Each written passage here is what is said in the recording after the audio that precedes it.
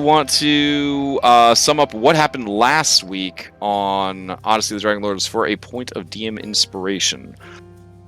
It was pretty wild. I would say a lot happened and also not a lot happened. So does anybody want to kind of sum up that finale of that big battle for a point of DM inspiration? Otherwise, I can do it. I go in once. We're going twice.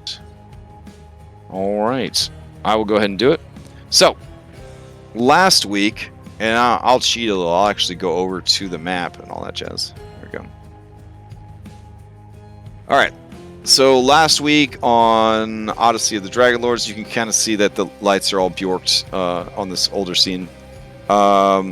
You guys continued your battle against the Fates. Unbeknownst to you, I hope it was a little bit of a surprise, the three hags you were fighting was only the beginning of your battle against the Fates.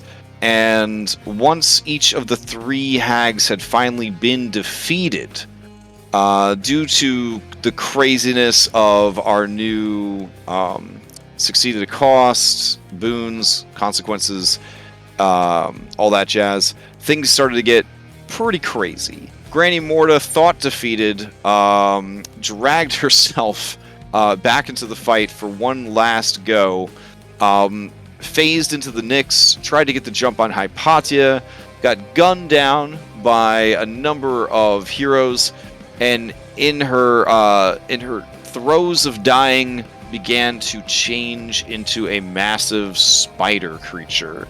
Arasta, the Weaver of Fate, the true form of Granny Morta, Mother of the Hags, the manifestation of their corruption, and she started essentially a mythic boss fight.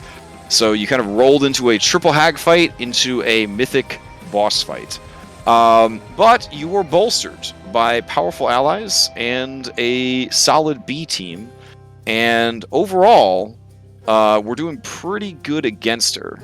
She did, however, have an absolutely insane layer action that was breaking reality. So you guys were being subjected to insane amounts of damage, time distortions, confusion effects, and in the case of Alexei and Philippocles, you were teleported away and never seen again. During the battle, Arasta covered the battlefield with her web-like hair, and trapping Anastasia and Astraeus in the webs began to siphon away their memories. Hypatia, having spent all of her time since her last visit to the Fates studying the Fates and their loom, came to this fight well-equipped and began tampering with the Loom of Fate, using it to cast spells that she normally wouldn't have access to, casting them without using spell slots, and causing all sorts of mayhem and mischief. One of the things that she did was essentially dial up and summon forth one of the Furies. Alecto, one of the three main Furies working in the world of Thylea, appeared, acknowledged that the Fates were acting out of turn, but also said that their hands were tied because Thylea could not operate without the Fates. Everything in the world would be thrown into chaos, and as creatures of order, they could not allow that to happen. Hypatia said, "Don't worry, fam, we've got you," and pointed out that they had brought replacement Fates.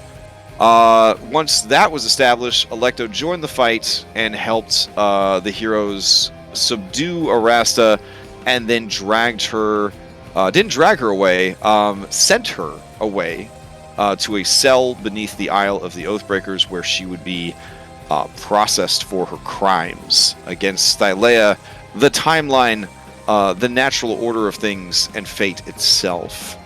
Anna watched as Arasta was taken away, and knew that Arasta had taken something precious from her, but did not know what it was. She let out a defiant yell that Alecto chose to ignore as she walked away. It was at that point that you guys realized that Anastasia had lost her memories of Kyra, her probably closest friend. Kyra's trying her best to deal with it, but it is hard, and Anastasia seems to be a mess. Can't believe we came to this fight with only 4 BT members, you guys. What were we thinking? Astraeus shed one single tear during the fight, but has no recollection of what he lost, and is remaining rather stoic. The session ended with you guys huddled together against the horrors of these caverns. The new fates, seemingly empowered with supernatural vigor, resume the duties of weaving the threads of fate without sleep or rest. And you explore the caves of the Fates, discovering prisoners and loot. And that is where we left off, was you guys checking out the treasures of the Fates and all that other goodness. Alright. So I will share with you the document that is the treasures of the Fate. Let's see. I believe the comments involve spoilers, so I'm gonna resolve the comments. Don't go looking for the comments, I guess, because spoilers. Let's see. Check that off. Because like Google Docs, they like archive the comments or whatever. So there we go. I'll go ahead and throw that into chat in Foundry, but I'll also throw it up into your treasure channel. Alright, and I'll switch you over to some spoopy music from last week. Remind me real quick, are we allowed to roll for health? If you are, you need to maintain a thorough documentation of the process. So you would need to have somewhere on your sheet, like a journal entry or something that says, for this level I rolled this, for this level I rolled that. The reason for that is, of course, especially with VTT, sometimes shit gets reset or messed up or deleted, and then we don't know what your health is. Oh shit, you're really rolling for it? Remember, your first level will be max no matter what. So make that 5. We'll make that 5 at 12, and then the rest, yeah. Okay. All right. Cool. Here, we'll just take a picture of it right now, and we'll just throw it into Discord under character creation. I never roll for health. Why not? Oh yeah, I mean, if it's a temp character, yeah, just go for it. Have fun. All right. Well, I'm feels excited. like that, so. Yeah, I'm excited for Philip Ecclesio. Is that what you think is going to be, Philip Ecclesio? Yeah, the barbarian Philip Ecclesio. All right, what happened to these I thought it was guys? going to be Lena, honestly. Lena. I was thinking of Lena, but I couldn't. Phil? With it, she's holding a knife. I trusted you! I trusted you and you let me down! Lena or Philip? All right, Wait, so all of my baby teeth. yeah, that's what it says. Yep. All right, so let me turn on that spoopy music for you. Fade this out. My token on here again because this one doesn't have vision holder. Okay, weird, but yeah, sure. Yeah, we're gonna notice a lot of weirdness going through here. Oh man, painting made of blood. That needs to go to the regions. Even their museum can cause them pain. Now you will notice that the Eye of the Hags is listed as currently in Phil's underpants. So despite being an incredibly powerful, wondrous legendary item, it is not here right now.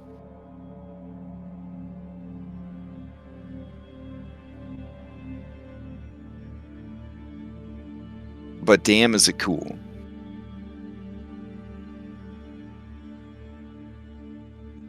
I feel like you'd have to really trust the other two people that you decide to go in on that contract with. This coin. Oh yeah, I was this gonna say ancient coin. Uh-huh. Is that what I used in? I had a coin, I think. Mm-hmm. Like they gave me one when I was. Is it specifically your coin? Or I believe it's just a coin.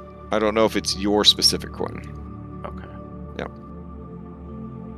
I mean, you didn't feel special enough that they had your baby teeth? I mean, do you think they have like a No, whole... no. I mean, is it the same as the coin that I was using in the Nether Sea? Oh, yeah. It's the same kind of idea. Like, essentially, it is a coin that passed over into the land of the dead. So, when you touch it, it feels otherworldly. Even though it's just a lepta, like, there's something wrong with it. Because it is essentially a coin that the dead manifested when they woke up in the underworld. Does that make sense? It's a spiritual construct of a coin. Yeah, so, yep. I guess I'll just explain it to them. Oh, okay. Cool. Yeah. No, I understand the question. That's a good question. I'm gonna take my baby teeth back. That's okay. Hey. Bullbug's like, hey, I think we're supposed to roll for loot if more than one person needs it. Also, how do we know they're your baby teeth? Well, it says right there, it says Reset of Arisia's baby teeth. See, it says it on the Oh, jar. they're labeled. Okay. Yeah. Okay. What kind of operation do you think they're running in here, Hypatia? I mean, I thought maybe they were just baby teeth. You know. Well, yeah, but I mean, why would Reset be like, those are my baby teeth? I don't know. I'll be honest, I didn't totally understand it myself. How did they get them if the Tooth Satyr comes and takes your teeth? Are they the tooth satyr, do you think? Oh, I hope not. Oh my gosh. That means they came into my room and went under my pillow while I was sleeping. He looks very, very frightened at the idea. Did they leave anything for you when they took it? Oh yeah, they leave like berries, right? Was that just me? Did anybody else get berries for their teeth? Well, Anybody? look, I apparently lost all my teeth, so I don't know what happens. I just thought they disappeared. And then Astraeus, never missing a chance to be racist against the Arisians, says, oh yeah? Did you lose your teeth fighting other babies? Did another baby kick you in the face and knock out your teeth? How did you lose your teeth, Astraeus? Astraeus says, I don't really remember. There's not a lot of... Where I come from, nobody really cares about your teeth. I have this cool animation I want to test out. Like, Oh yeah? I was gonna say, I thought the punchline was she's gonna punch you in the... Remember, you have to target to get the animations to go off. Oh, there you go. Okay, that was pretty cool. Wait, I didn't see it. It was a purple flash, right? It's supposed to be like a flurry of blows. So remember, if you want to target something, mouse over it and hit T, and then that will target it. There you go. Alright, now you can do it. Holy crap. Oh, nice. Okay. I saw it. I saw a bunch of shadowy hits on him. Did you see that contract at the end there, Hypatia? Oh no, I didn't. Oh my god, there's a lot of stuff. They're old ladies, you know? They collect things.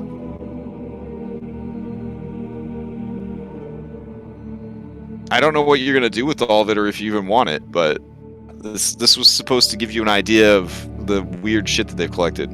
Do the sentient scissors say anything? Do they say anything? No, this is like the Beauty and the Beast stuff that didn't get mouths. They're just, they just float around. They want to cut stuff.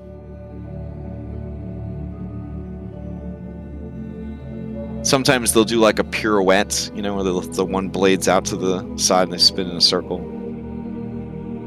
Oh, hey, this has your name on it, Hypatia.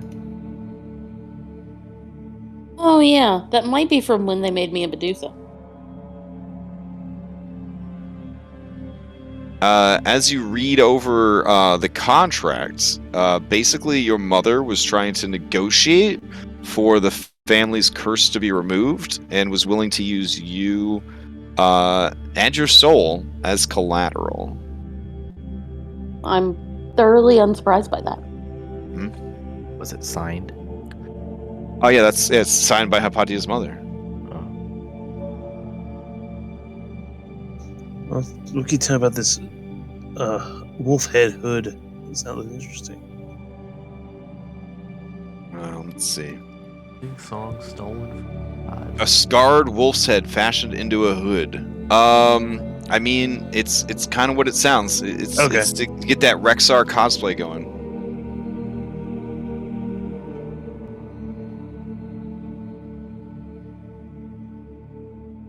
I'm not saying that the Rexar left his hood here, but I mean, WoW lore is pretty trash right now, so anything's possible.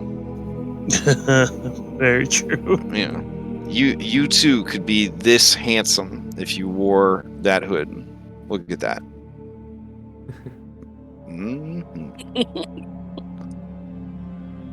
What is the living song stolen from a god?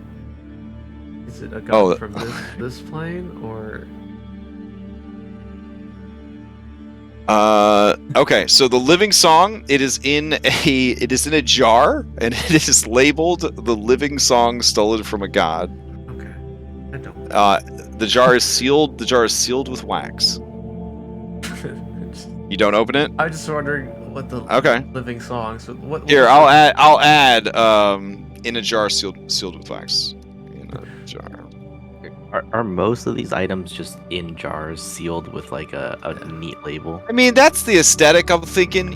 You ever been to like a really creepy like antique store or like junk shop kind of thing? It kind of has that vibe to it. Like everywhere there's like shelves just filled with these like little knickknacks and stuff like that. I didn't tell you about the innumerable like skulls and finger bones and weird animal skeletons and the stuff that was less interesting, but they just have a lot of shit. This was the most interesting stuff of all the junk that they had. Surprisingly, they did not have a lot of powerful magical items other than the eye that they shared, relying of course on their own magical abilities and of course the loom, which is a god tier artifact.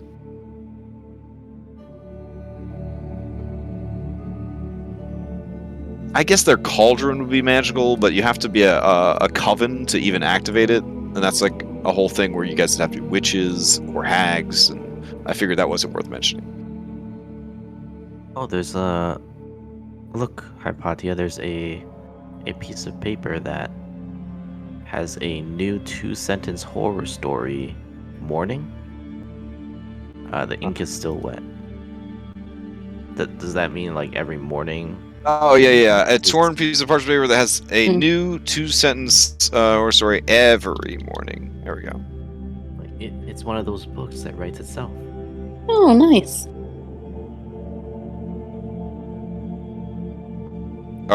Do you want to read today's story? Yes, absolutely. Okay. I begin tucking him into bed, and he tells me, "Daddy, check for monsters under my bed." I look underneath for his amusement and see him, another him, under the bed, staring back at me, quivering and whispering, "Daddy, there's somebody on my bed." That's a good one. Do you want to keep that? Sure. Okay. I'm taking the baby teeth. Bullbug, do you want this green metal sphere? Yeah. Okay. I'll take my baby teeth then, and you can have this. It is cold to the touch. It appears to be cold. I do a nature check. You know what else is green, Rashid?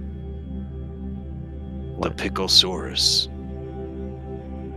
Take it as memory of you conquering the Picklesaurus. I will call this the Pickle Sphere. Okay, it's actually rhymes with my pickle spear. All right, he seems content with his great prize. All right, I took away the teeth.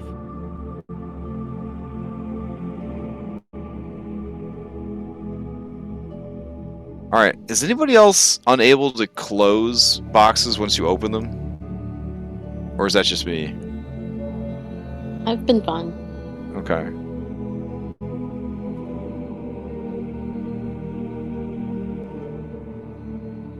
Kind of interested in that gold spider.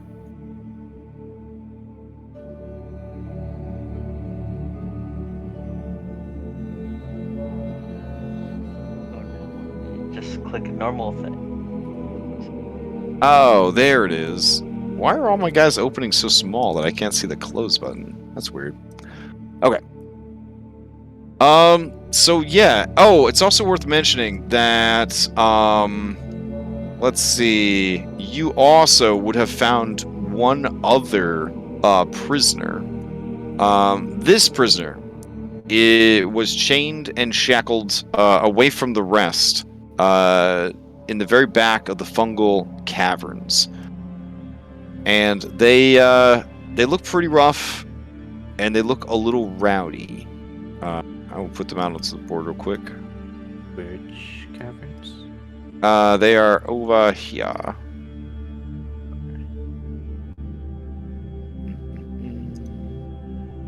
Let's see. There we go.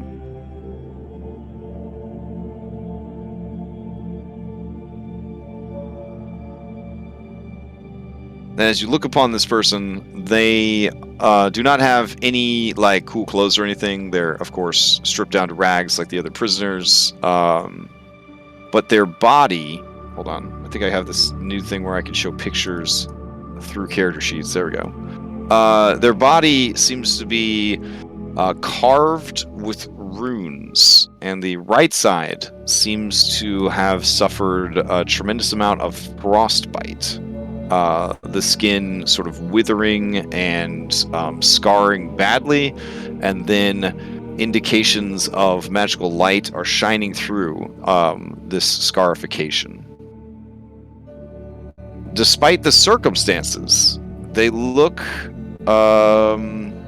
like they have a tremendous amount of vigor and endurance. Phil, do you want to give an establishing shot? Yeah, he's just, when you walk upon him, he's just kind of like sitting in a very relaxed, meditative pose, but his head kind of twitches often. You would not recognize sanity on his face. He looks like he's been through a tremendous amount. And as you approach him, Reset, he just kind of looks up and he's like, "So you made it. I've been waiting." I'm gonna take a look at him, and then I'm gonna turn around, and look at Cyrus, and I'm gonna say, Cyrus, I think he seems like your kind of guy. He's like a little crazy.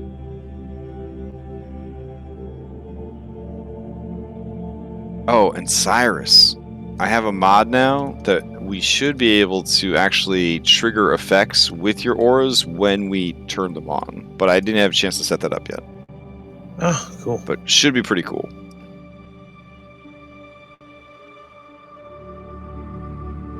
You let me out of here.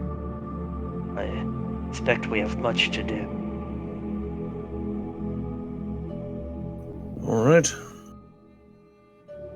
We only freed everyone else, so it seemed kind of not well if we didn't free you as well. Well, Lords, you were meant to free me. That's why I've been waiting for you. What is your name? I thought you've been waiting for us. I mean, He says that chuckling as he goes and frees his bindings. when you touch his bindings, they are ice cold. Damn.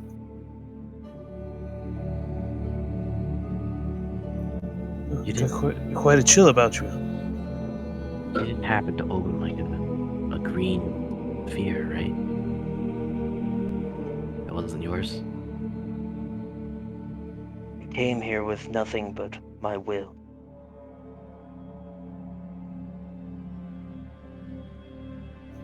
Can you row a boat? We have more important things, but yes. So who are you, stranger? Your ally. Right. I will- Actual name. Oh.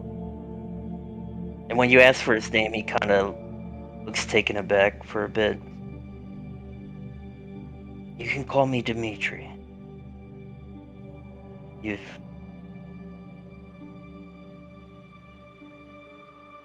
must be going.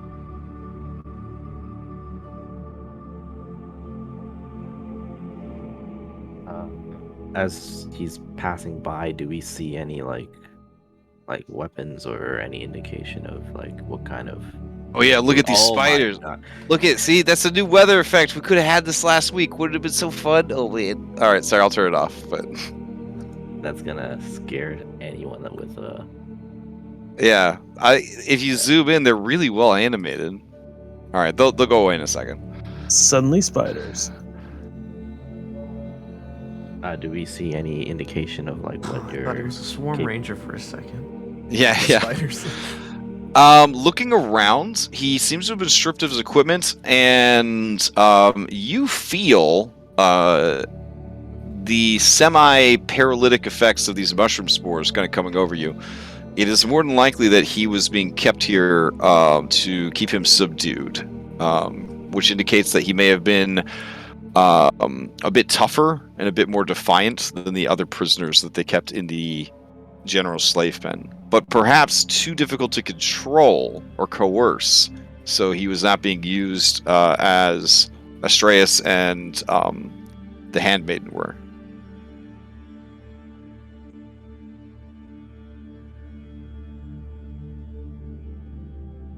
Yeah, Patia, there was one more in the back. Yeah. So as this guy's walking up, Phil's telling everybody, so now that Phil's gone, I feel a sense that soon I will become greater than I was before. I will be taking a bit of a step forward from the B team for a little while, until, of course, we rescue Philip Cleese for whatever happened to him.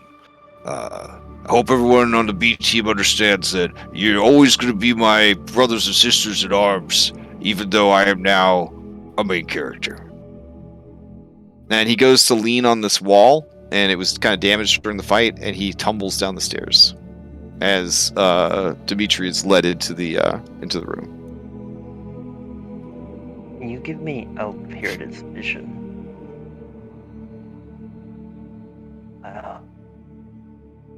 Can you give me the ability to see, Crash? You should be able to. The mini says it has vision. Let me see. Okay, it looks like it's good now. Every time Okay. I You're still click on it, it's going you're dark. still that is Phil on your player. Oh, that might help speed things up for you if you switch your assigned character to Dimitri. That could probably improve your... Where do I do that? Right click So on at the bottom left corner, yeah, you left click to make the names appear, then right click on yourself, and then user configuration, you go ahead and pick Dimitri instead of Phil. And that should probably make things run a little bit smoother. Because Foundry really likes it when you just have one character. Which is probably going to be a pain for my Witchlight game now that I think about it. But nah, we'll cross that bridge later. Alright, Phil gets up and he says, oh, I'm sorry, and I don't understand. Who the heck is this guy?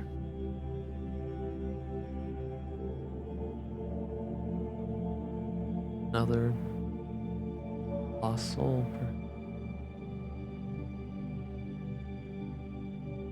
He claims he's destined to meet us, so, Astraeus Rade says, you there. Hey, you. Yes, it's you, the keeper of the fates. Surprised Where- you didn't die with the rest of them. Those markings. I don't remember them glowing last time I checked in on you.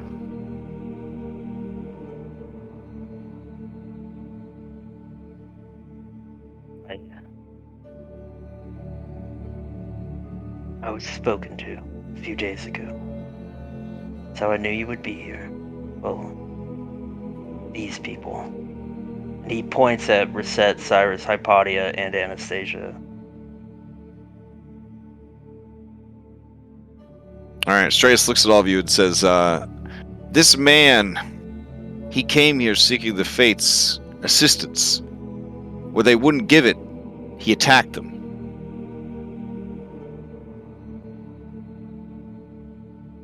What did you need help with?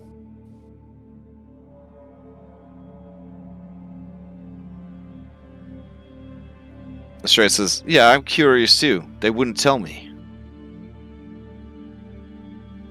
And the Fates could help everybody. I had my business. But they refused.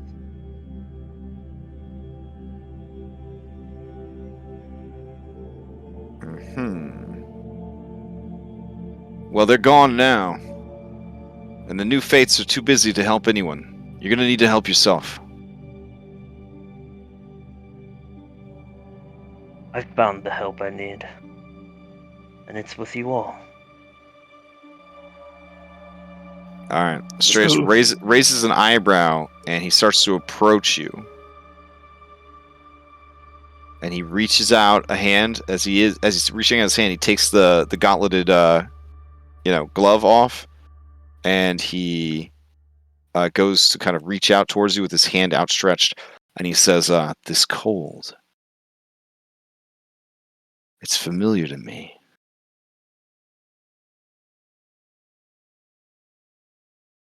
Is he from the... Do you need to go to the Nether Seas? I need to go with you. Wherever it is you go. Because we're going to the Nether Seas. I'll follow you anywhere. Stratus kind of winces a bit and says,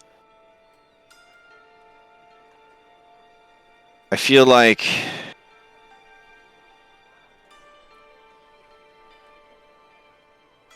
we should bring him along. But, and then he kind of catches himself. He says, I leave that decision to you, Reset. And then he steps back behind you.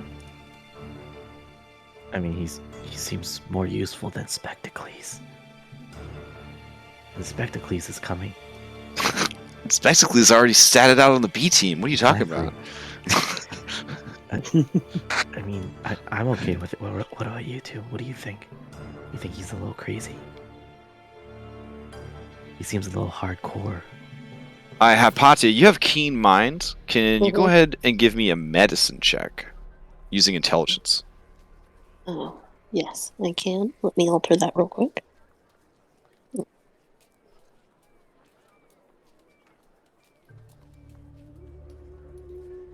Oh, can you come into secret chat real quick? Oh, damn, those dice look good. Holy shit. All right, sorry. We all get to live out our dice fantasy of having like $100 artesian dice. Hold on. Man, I didn't have time to set up my dice. They're gonna look like trash. I changed them for Phil, and now I need to change them again. Right. Oh yeah, you can have like sets now. I think. Sets maybe. I thought that was a feature. Use this time. Yeah, use this time now. I don't think they'll be gone for very long.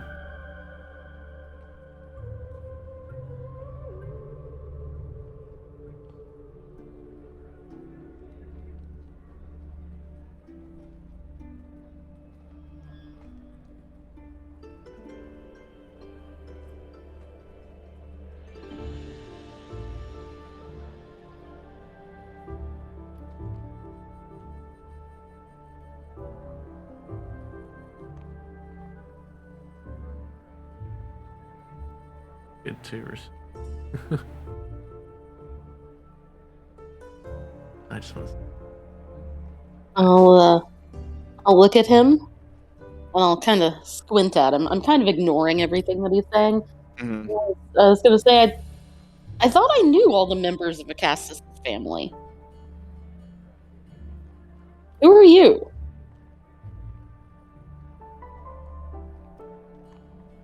Not something I reveal to anybody.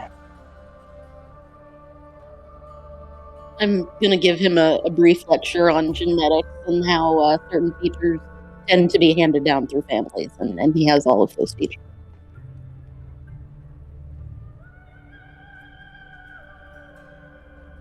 All you need to know is Cassis is an idiot.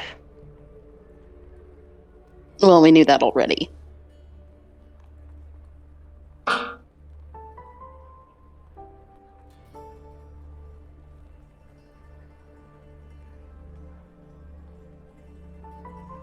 Well, anyway, I guess we're happy for you to come with us, but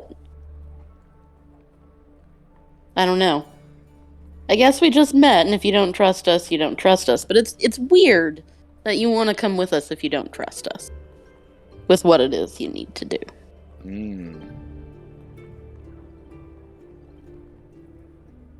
I have no choice but to come with you. If you will not have me, I'll swim after you. I'll follow you anywhere where I'm meant to be with you. All right. Anybody with any sort of training in insight or medicine? This man is definitely not well. More mentally than physically.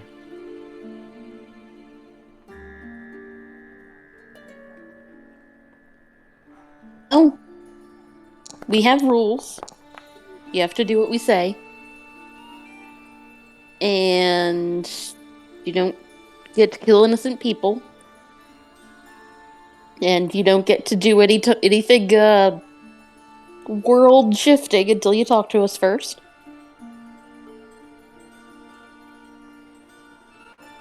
I know only that I'll follow whatever you do.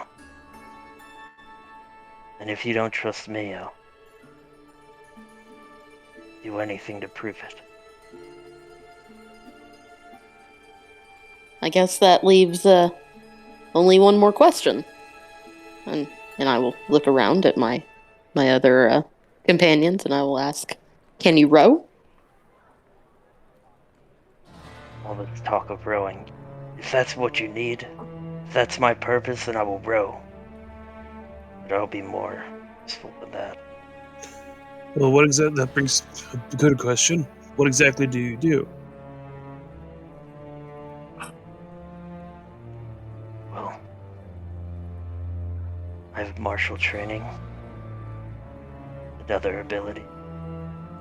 I'm just now getting used to. As he says that, Cyrus, you hear Astraeus kind of grunt, sort of a.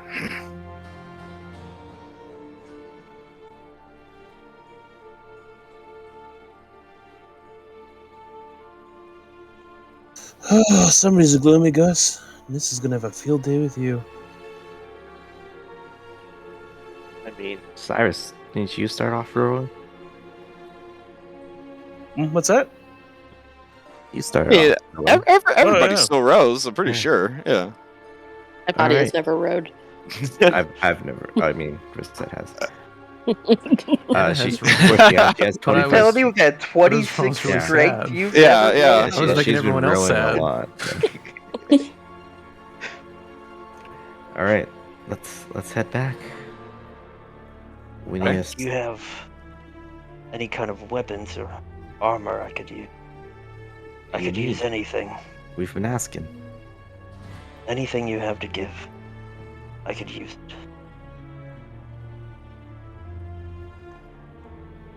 I have this extra spear. I have a short bow. Let me see in the bag. I'm gonna take the bracer off my wrist and throw it to him. Yeah, that works. Do. Here, I'll show him how to use it to summon either the scimitar or longbow.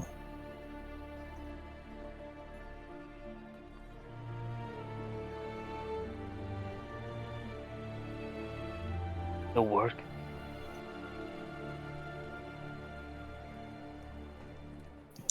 Unfortunately, I got rid of most of my extra gear at that last island. Is Astraeus wearing his plate armor? Uh, His like dorky one? yeah, they had to suit him up. Yeah, he's got his holy symbol of Mitros and all that kind of stuff. Oh, I would if you need armor, we have some armor.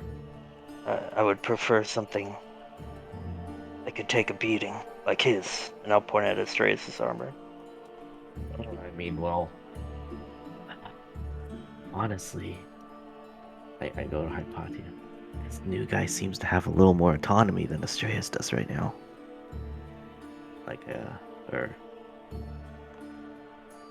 Ira sneaks up and says, I mean, we have the god of crafting on the boat. Why don't we just have him craft him some armor? Yep, sounds like a good idea. Yeah. Okay. Yeah. I mean, I have some chain shirts here if you want, or you could just walk out like that. Astraeus goes to put a hand on this dude's shoulder, but like doesn't touch him, and kind of pulls the hand back and says, I'll be watching you, but know this. I believe you. I believe you're supposed to be with us. I have something I need to do. And he walks down to go address the new fates.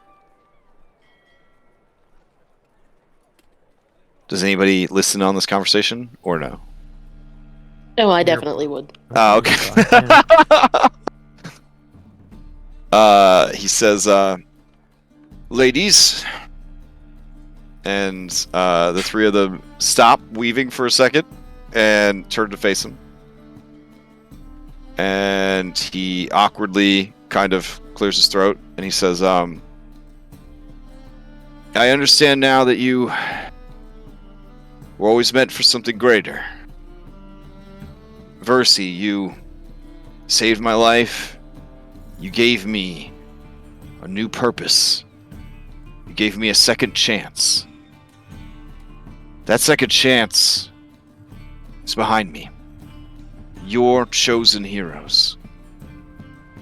And in your absence, I will do all I can to guide and support them. I've always loved you, Versi.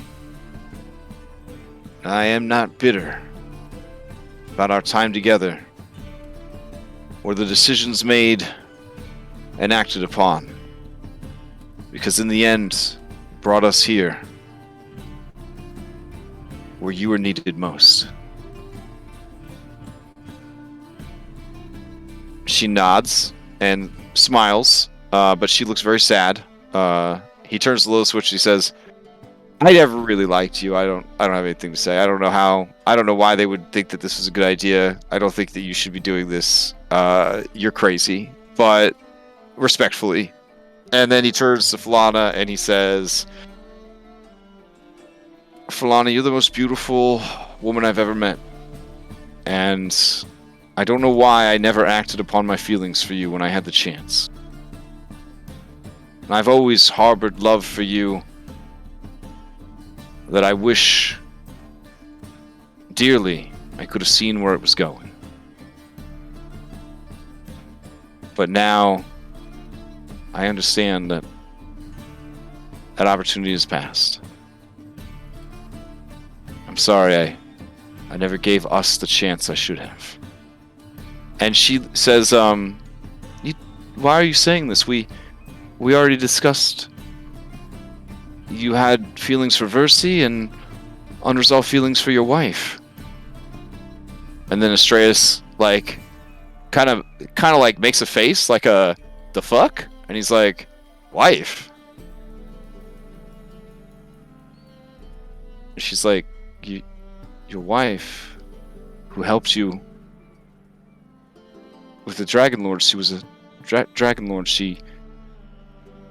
She outlived you, but she died, and then you outlived her. Her head was her tomb. And he says, why are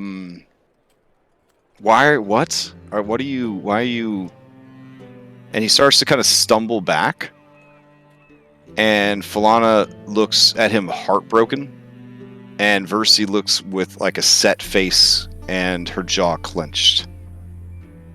And Anna, you watch this exchange, and you feel what he is feeling, and start to wonder if something was taken from you, like they're saying. Yeah.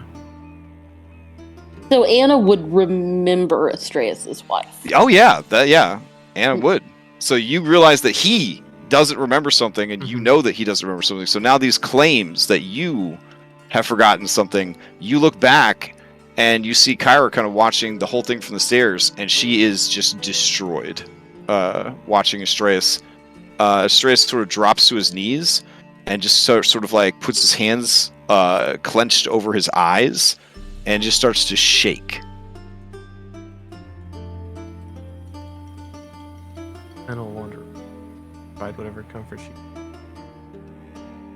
He turns to you and says, Anna, what are they saying? Why are they saying these things?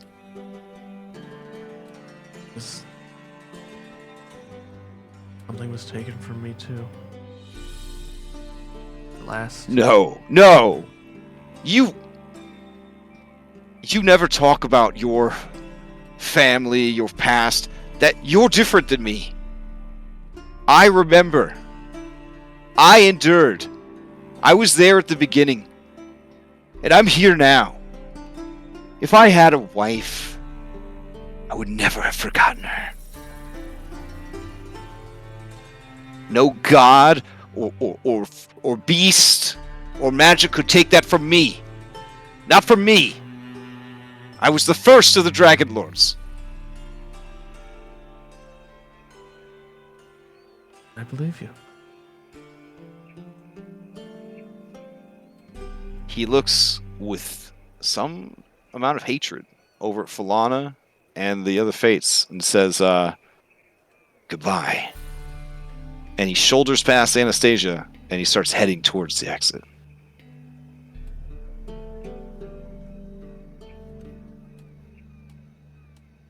All right. You guys have any other business in the Cave of the Fates?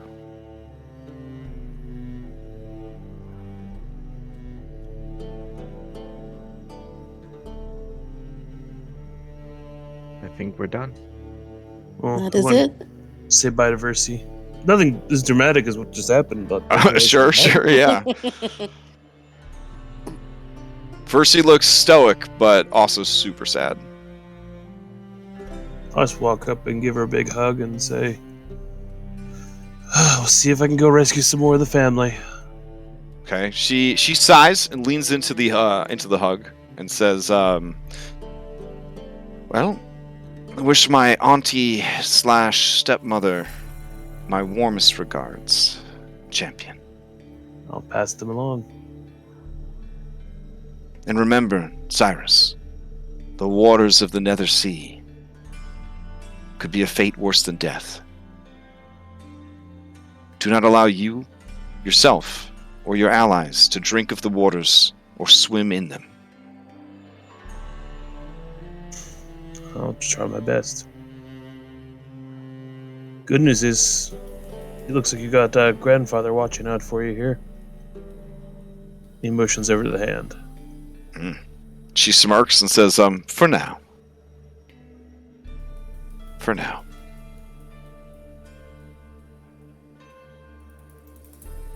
And then when she says that, she looks stoically back at the loom and resumes weaving.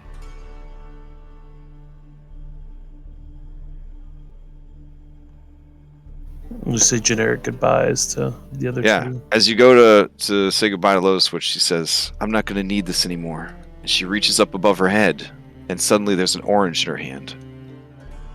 She hands the orange to you. Vitamin C. Thank you. Very important. Stay hydrated, champ. You may add Orange of the Lotus Witch to your character sheet. All right.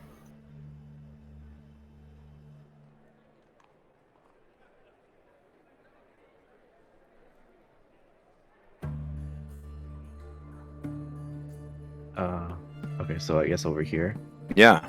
with Falana, I'm just gonna go up to her and say, you know, just between you and me, I always liked your songs a little better. She smirks and says, I've already learned much from the loom. Kira's joy comes not from the perfection of music, but from the prank of making it so bad.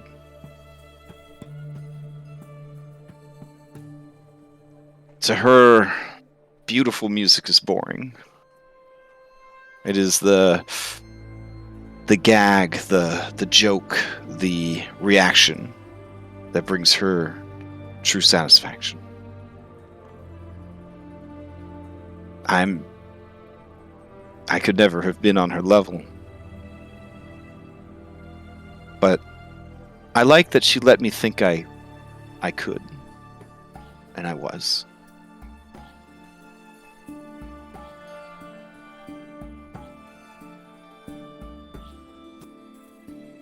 You're gonna find Phil for me, right? Of course. Alright. Take care. And don't for a second think that compared to these two, you're not worthy. There's a reason we chose to put you here. I will remember what these two could never. What it is to be immortal.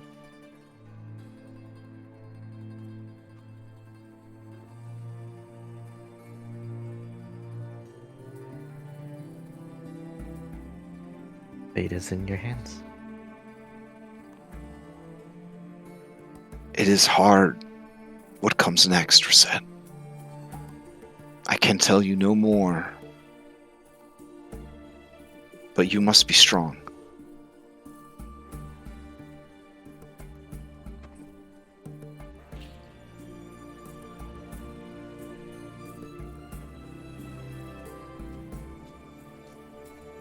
And the Lotus Wish says, well, I could tell you what's next, but you're going to have to, like, wheel a deal with me, because, I'm Fate now. I'm thinking of 3 favors in exchange for 1 piece. Wait, where are you guys going? Wait, come back! I have all the secrets of the universe now! Ah, this sucks. Don't worry, people will be coming in left and right, guys. We're gonna sell out on secrets. And both Versi and Falana look at her menacingly, and she says, I mean, we're gonna do the job with integrity and grace. Looking forward to seeing how you guys redecorate.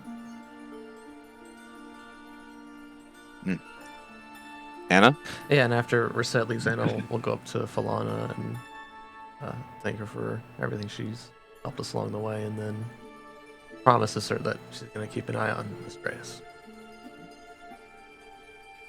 As you go to leave, she grabs you by the wrist, and she says, you're going to find them. Her eyes go wide, and then she kind of stoically nods, and that's all. Okay.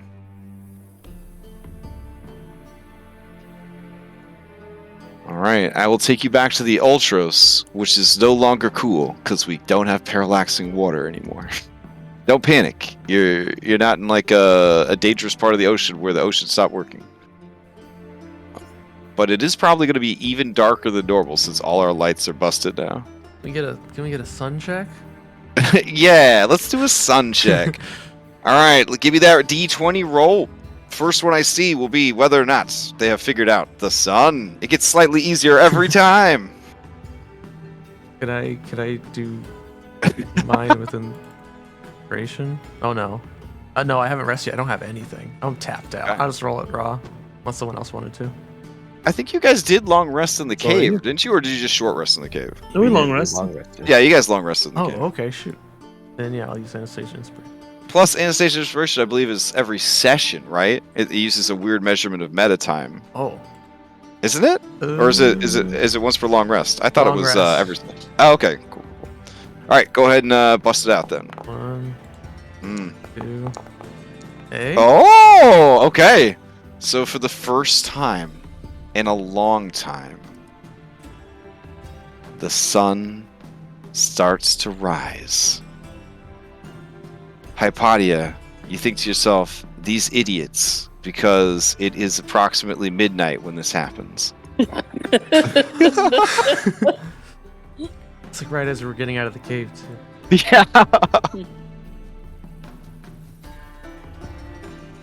But it's better than nothing.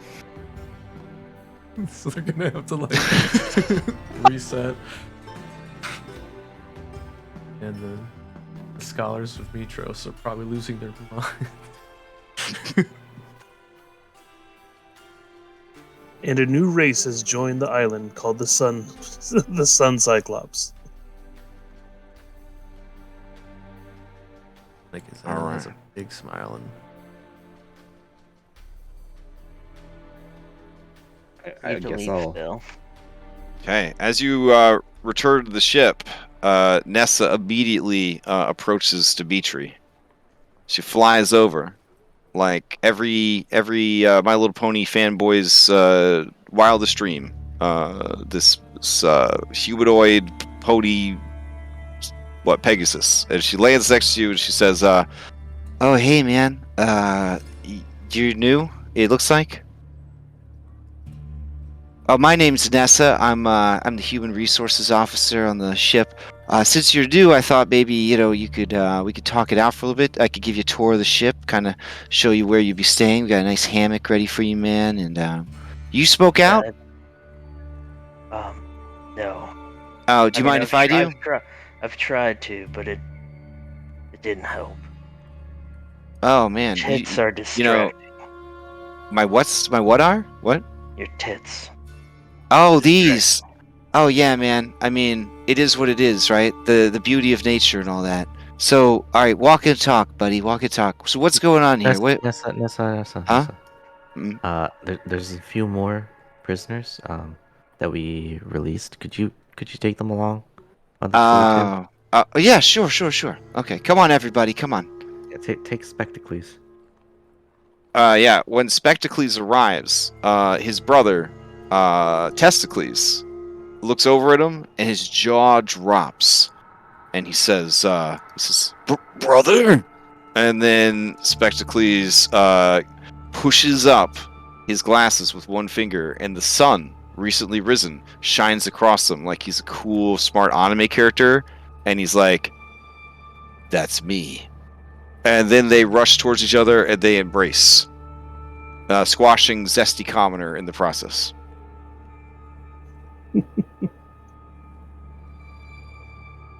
You can see that they're not the same person. Similar genetic markers, same haircut. They are definitely not the same person. All right. They start to exchange stories of what happened, blah, blah, blah. And then Nessa starts giving everyone a tour. Unfortunately, Dimitri, she's not able to lay into you and get all your deets because she has to evenly distribute her attention to everyone else. You could probably, with a stealth check, escape from the HR orientation if you wanted to. Yeah, we'll try. Okay. Oh, yeah. She completely loses track of you. She's, oh, yeah, so this is like hammocks. You guys familiar with hammocks? They're kind of like blankies. But they're in the air. Hover blankets. I'd show you how to use one, but last time I tried to get in one, I hurt myself, so. Hey, you there, ensuing commoner, why don't you hop in and give it a go? All right, and so you kind of like sneak away. Yeah, he just goes and sits next to the oars. 'Cause Okay. that's what they asked him to do. So that's what he's gonna do. All right. Chandris approaches the party and says, well, what's the sun's working, sort of. And when he says sort of, he smirks at Hypatia, and you guys can tell it's the smirk of two people with the keen mind feet, thinking that they're so cool because they know what time it is, even though the sun's broken.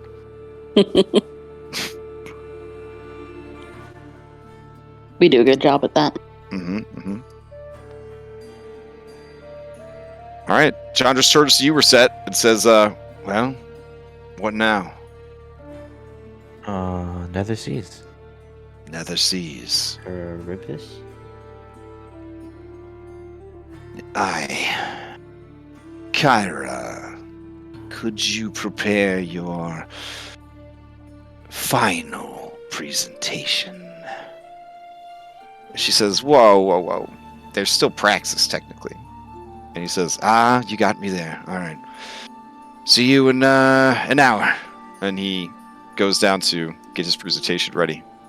As she goes to do her presentation, Cabbage rolls up, sunglasses back on to protect them from the hateful sun. Kyra looks at Cabbage. Cabbage looks at Kyra. They both nod, and they head off to prepare their presentation and then perform the rollies. Okay. I guess roll off, Cabbage. This is a really spicy one, so you definitely going to want to win this one. Fuck a duck. Alright. Kyra demonstrates the new spatter mod and begins beating up Cabbage. Oh, it's really gruesome. Oh my god, it's really bad. Oh, jeez. Okay. Also, if you want to erase any blood that appears on the map, you guys have a clear blood button now. Should look like a little drop with a slash through it, and that'll wipe all the blood off your screen. It doesn't have any of the issues that Blood and Guts had, and it's not nearly as gruesome as Blood and Guts. It's just occasional spatters of blood here and there for flavor, like ketchup.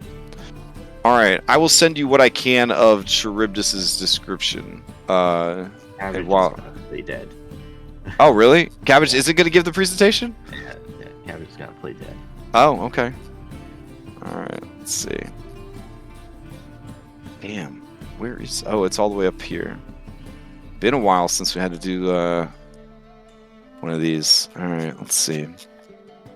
Oh, while I'm doing this, you guys should probably figure out your last minute plans for the Nether Seas. This time egg, Phil, you didn't take it off the boat, right? Oh no, that's with Phil in his backpack.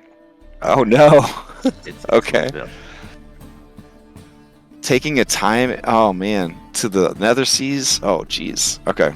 He was planning on taking it to the Yeah, Nether Seas Fair. Just to alright. kill the fates. He believes you should start training him young. Mm-hmm.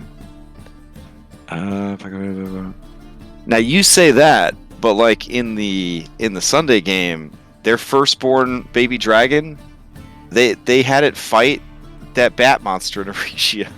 Oh my god. Yeah, that was like holy shit, guys. Yeah, so that happened. Let's see. This is just witness and learn at first. Yeah, it straight up like was fighting and shit. It was crazy. I was like, okay, different parenting styles. I will try to be respectful. All right, I will bring you back to the wider world. All right, and let's see. Under the bright light of the day, at 1 o'clock in the morning, you guys are gonna plot your course to Charybdis. All right, let me roll and see how long it's gonna take to get there. Oh shit. Okay, so it is gonna take 3 days to get there, unless you wanted to make a sacrifice. No? Okay. So let's see. During that time, let's see if anything interesting happens. Let's see. We're gonna run to the other Titan board. I mean, it's on the chart. Let's see. Sailing stuff.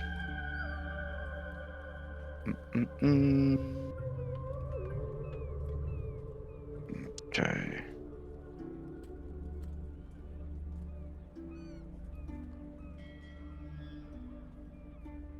All right.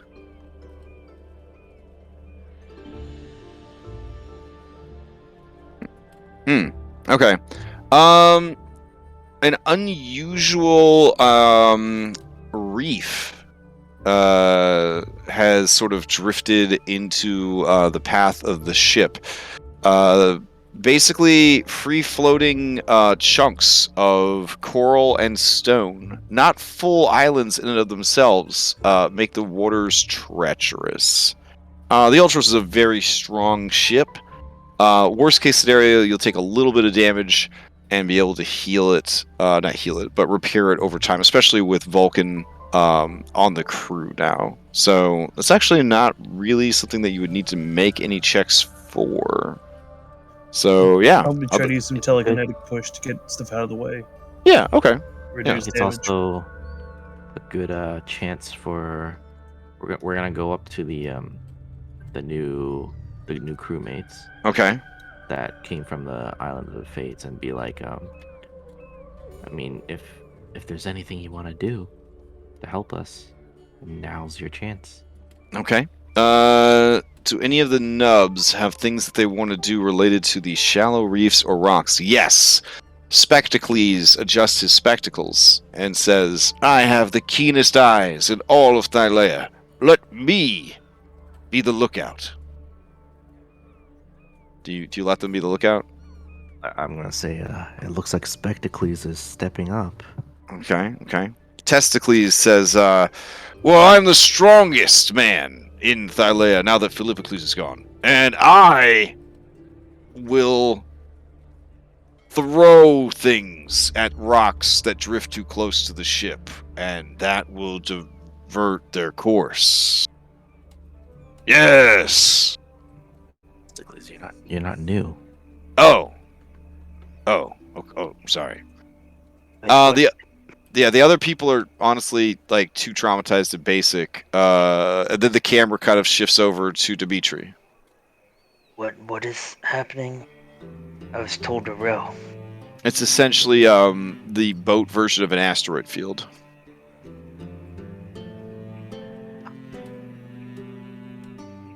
I'll do whatever you ask me to do. Okay, Reset. That's your response. They'll do whatever you ask them to do. All right, Spectacles, you're on lookout. All right. Spectacles got a very respectable 12 and was unable to see some of the smaller but sharper rocks. The ship takes a lot of damage. We tell what's her face, Heliodora or whatever, to just ignore what Spectacles is saying and follow the actual lookouts. Orders. Okay. Fair enough. All right. Let me advance the calendar 3 days. Okay, still plenty of time. All right, and you guys will arrive at Charybdis. Before you do, you receive a rundown on what's going on. Let's see what we got here.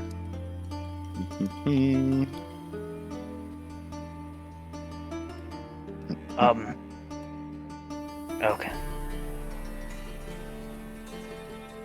Oh, what? Did you have something? Oh, no. I mean, if he wasn't told to do anything, he wouldn't have done anything. I think they were looking for self-managing go-getter. All right. We found the wrong guy. Yeah. All right. So, Kyra walks up onto the deck, and she's ready for this. She's in her Lutheria cosplay for this one. And so she looks at all of you with her Lutheria cosplay, minus the body paint.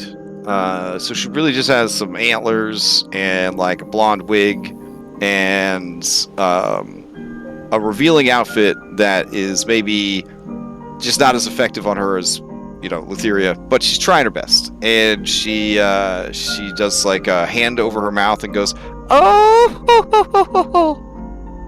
so you seek the constellation known as the Dreamer. Well, let me tell you all about it. You see that black patch of sky? The one that sort of writhes and wriggles at the edge of your vision? Don't stare at it for too long. There was once a beautiful wheel of stars there, but they were swallowed by the ravening mouth of the Dreamer. You can see her just below, cresting the horizon. She sleepwalks through the sky, harvesting the other stars one by one in preparation for the great feast at the end of time. There have always been two kinds of sailors in Thylea. Some who grow old and wise, and some who sail towards the dreamer. I would not advise going that way, unless we have no other choice. As she finishes, you hear someone throw up from fear, and someone else begins to cry.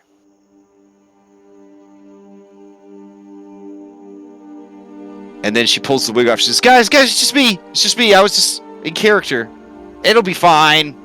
But really, don't look at the constellation too long. You will lose your minds. So, also, it is a giant hole in the ocean that leads to the underworld, so it's pretty dangerous. You know what? Chandris, take it away. And she kind of finger guns towards Chandris, and Chandris just shake his head. And he says, well, what can I say about the Nether Seas that we haven't already discussed? The waters are deadly.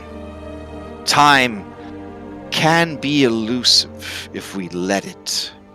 It is very important that we all stay in our right minds. If you give in to madness, time can slip away from us. And time, as you know, is running short. It is both a vast and endless plane of existence, but also very, very small.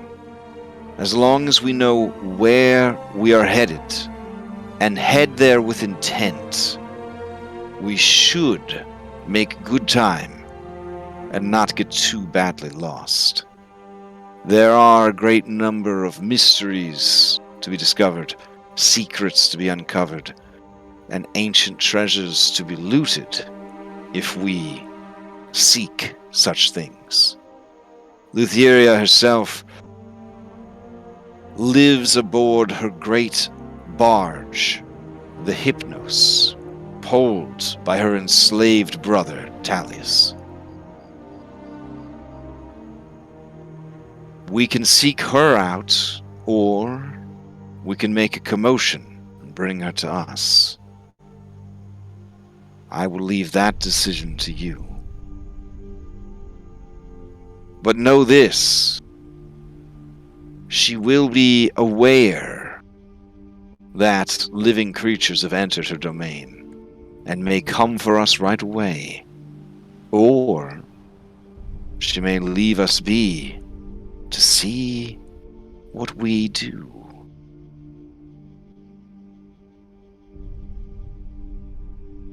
I cannot advise a course of action here, for it is not my place to do so. Are there any questions?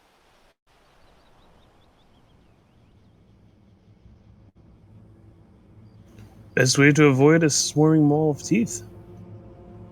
It is actually a whirlpool. The true difficulty will come from the reverse gravity. As Hypatia has no doubt explained to you several times, the world of Thylea is, well, it's sort of like a wheel of cheese. And he, turns the page on his presentation board. We are on the top of the wheel of cheese. If you sail too far off the wheel of cheese, you, well, some say that you wind up somewhere else. Some say that you fall off the side of the world. Some say that Kentamane just destroys you. Inside the wheel of cheese is the hollow world. That's where your stinky friends, the troglodytes, live, and all manner of horrors that fled from Helios' sunlight long ago.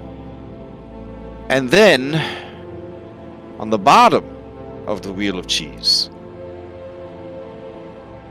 are the Nether Seas.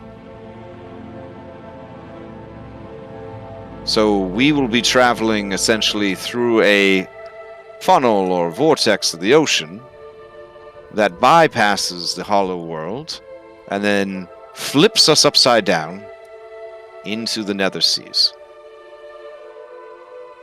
As he's explaining this, more people start to throw up over the side of the ship. Some people faint. Many people are holding each other tight. Some are crying. You feel morale really taking a shitter right now. I'll be honest, I ran the equations. There is a chance the ship will be destroyed, passing through the vortex. If that happens, it is imperative that no one drink the water if you fall into it. If this does happen, we must make for land immediately. Seek out allies if we are separated. Fly above the water if possible. And just more and more people are just losing their shit. Does anybody want to intercede, or should he keep going? Yes, well, let's focus on the positive for now. Yeah, Nessa says, that's a good idea, sweetie. I think everyone should have a buddy system. So if you need a buddy that can, probably want a buddy that can fly. So if you and your buddy can both fly, you should probably get a buddy who can't fly. Because it sounds like the water is real bad. Okay, guys? So, sorry, sweetie. We're not gonna be able to be buddies for this one since we can both fly. I understand. All I right. need a buddy. Chandra says, Nessa says, okay, sure, I'll be your buddy.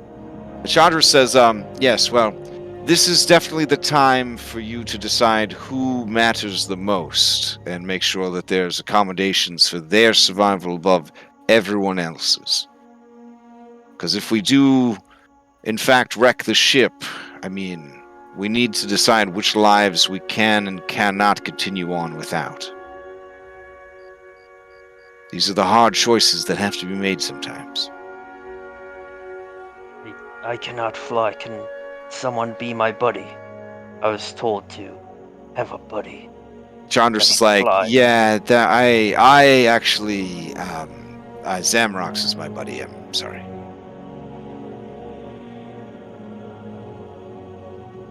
Do you weigh a lot? Like, are you real heavy built?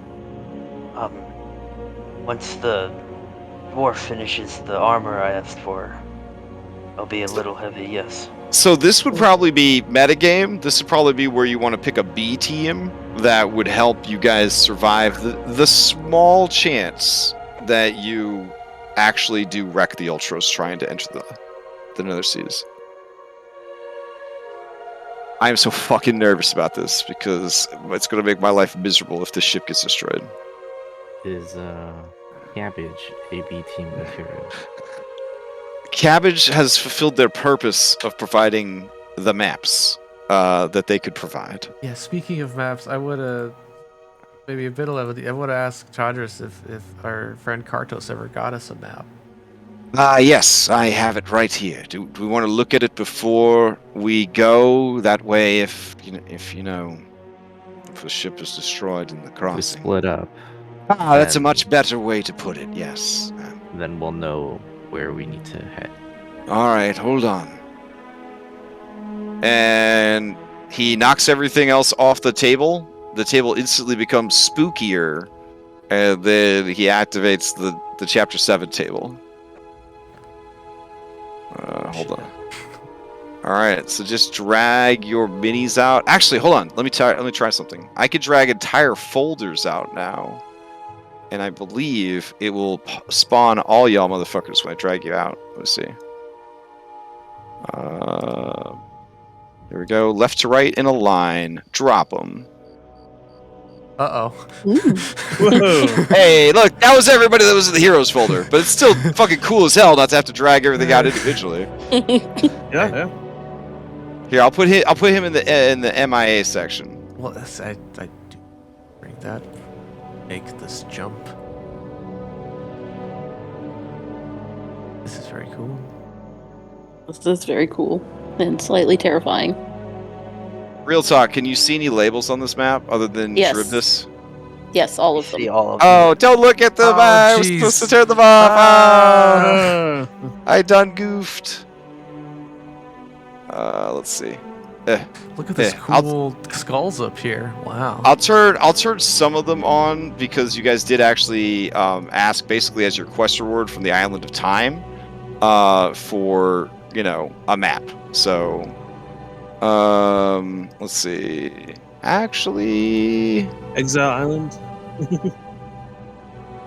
yeah, let's see. Okay. Yeah, you know what? I could leave these. You know what? I could have left these on, actually, since you have the map. As long as it didn't tell you where, Anyways. What does that one say? Oh, that's fine, too. Okay. There we It go. is telling us the thing you don't want us to see. What is it telling you? Are Is these it- cubes supposed to be here? Yes, those cubes are supposed to be there. Okay. All right. All right, yeah. So that should be good.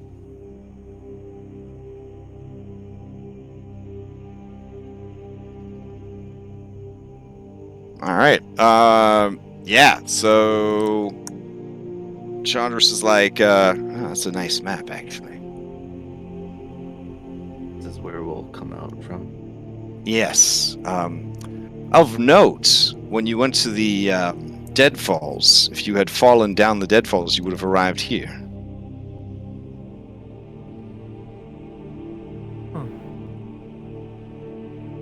And where would be the I guess I'll describe where the line was.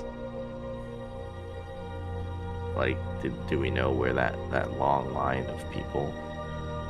Oh, where they would wait to, get sorted or whatever? Yeah, that would be... I think that'd be over here.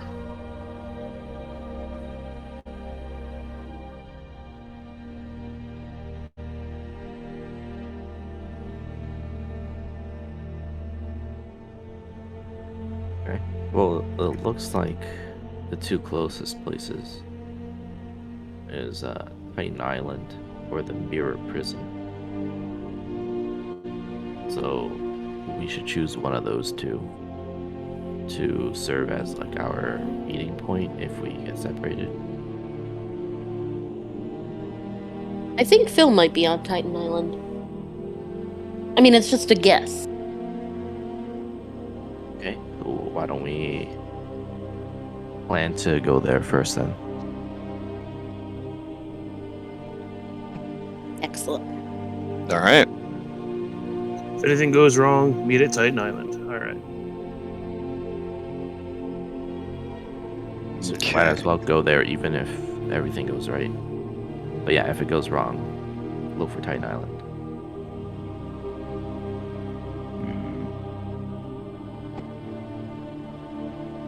All right. Charybdis, the Ravening Maw, blah, blah, blah, arriving here. Okay. Oof, I'm so nervous. Oh, man. Okay. So what is our order of Yeah, well, who's your B team? Priorities. Definitely get that sorted out, too. Just in case.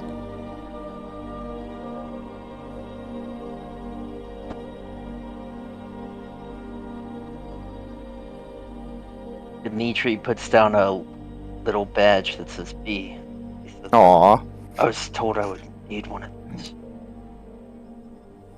So what we could do is Dimitri is on the B team, but then actively plays on the main squad, and then a person on the B team thinks they're being promoted to the A team, but they're really still on the B team. If that makes everyone more comfortable than just having a brand new person that's ever, proven themselves, kind of taking a more important role in the party. Like that new hire that keeps coming in and like working shifts they're not supposed to work and like doing extra work, and then you're just kind of like, well, I mean, I'm not going to stop them. Like that's kind of Dimitri's B team ability, is being an A team member. Yeah. All right, and we do need to track Astraeus' resources if you decide to slot him. I don't know why you wouldn't slot him, because he has the abilities of a level 12 cleric, I believe. So, Yes, I Yeah. would definitely slot him. alright. So actually, get rid of that level 7 one. Get this level 12 one out. Oh, everything just strips away so clean, nice. Oh man, it's the good shit.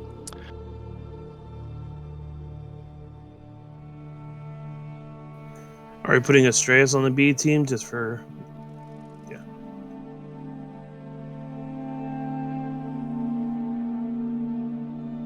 Yeah, I guess everybody should be looking at B team. I can link the document if you need me to.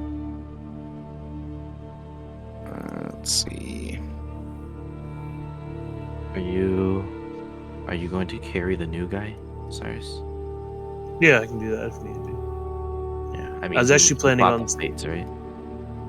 I was actually going to strap a boat to my back just in case. Now, Dimitri, Vulcan and crew over the course of and team over the course of 3 days, they could get you situated with basically +1 anything, and then standard player's handbook items, and then whatever extra magical items the party themselves doesn't need. If they want to redistribute them at this time, they could.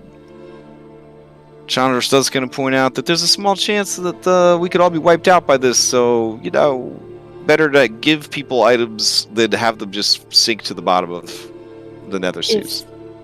If Dimitri can cast spells, I have a Wand of the War Mage +1. I can, but I don't know how that would work, Crash, since Martyr.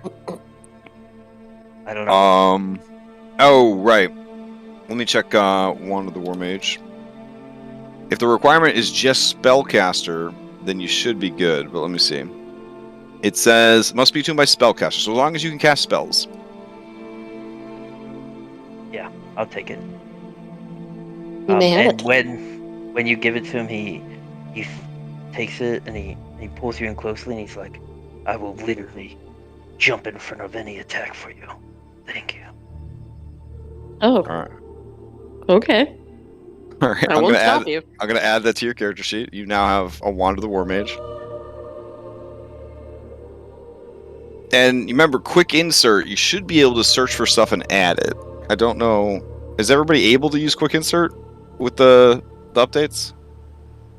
That in the compendium, I can only Oh, search that's for, where like, you the hit- titles. It's where you do control space and then a window or a little field appears to type in, and then you type whatever you want, and then it'll show up, or it should show up. Wow, I really wish I knew about this 2 hours ago. We've had it the whole time. Is it a +1 or +2 one of the War Mage? Oh, I added that already for you, One of the War Mage. Oh, okay. Yes. But yeah, +1. go grocery shopping for the rest of your equipment there.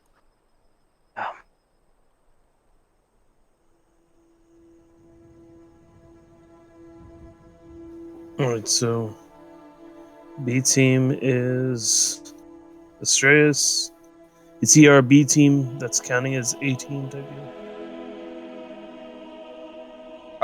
Sure, yeah. Astraeus is like, I guess I'll I'll take over for Phil in his absence. And then he goes to step into the A team slot, and then just mysteriously is moved to the B team, and then Dimitri's moved to the A team. It's one of those situations where, like, Astraeus, he, like, will go to run into battle, but then Dimitri's just, like, full speed, like, spreading ahead of him. And he just doesn't get the I will chance. say this, Ventus is a very big dragon, and could probably carry a lot of people if it came down to it. A river octopus. Oh, Yeah. River Octopus, get that swim speed if you need it, yeah. Yeah, if it ends up. If we're doing it all for rescue purposes, it should probably be Ventus and Nissa.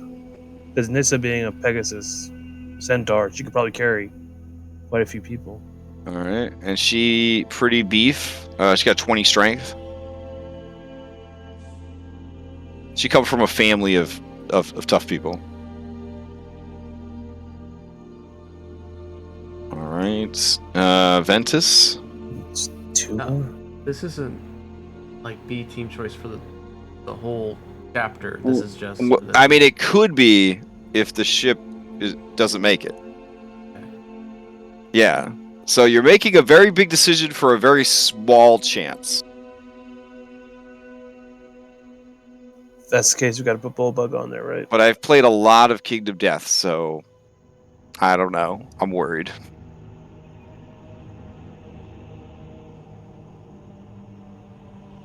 And feel free to disagree with any of these suggestions, because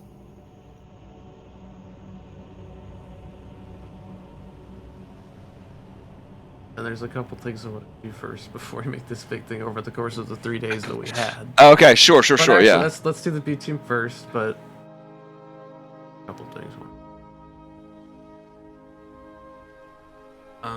Anaka's pretty good. We're rolling saves.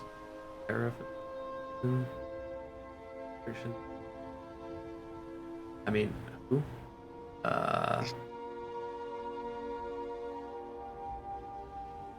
well, I guess we got to gray out.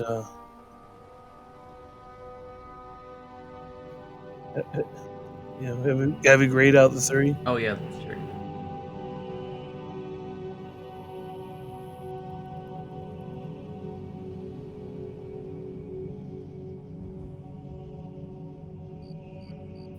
Because Graxus isn't there anymore.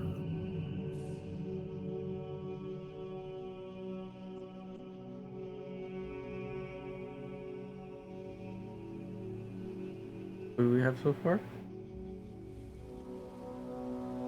Well, tentatively, you had those 3 that I put on the map, but it's totally up to you guys what you decide to do.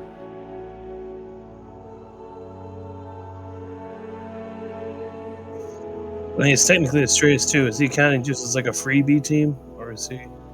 No, I mean, if you want it, yeah, if you want him, he's got a, yeah. Yeah, cleric. Yeah, we need him. Yeah, we need. And I'm guessing we should probably bring Kyra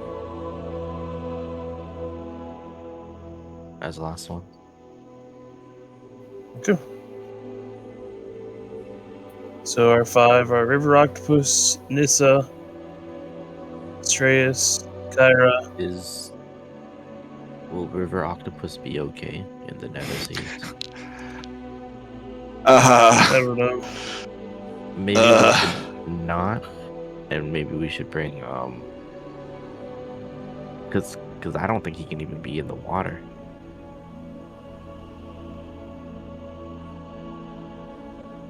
So what's? I mean, he just has to not swallow. Everyone gets a swim speed.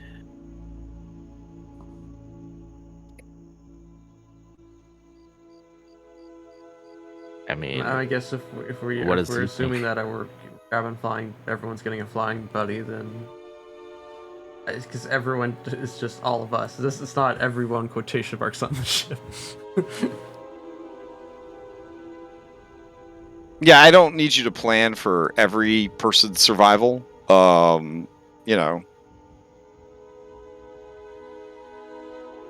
This is our worst case scenario / help us survive the passage team. Right. okay. Just fine then. It's fine.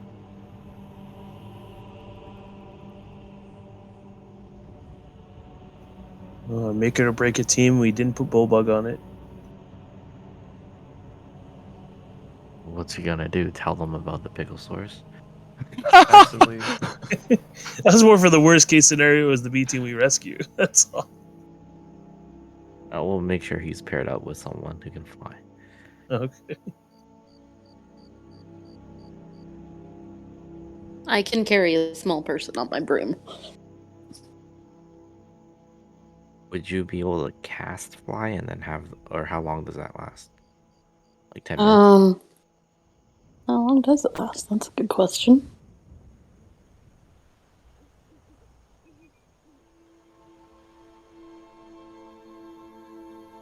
Yeah, 10 minutes. I mean, I could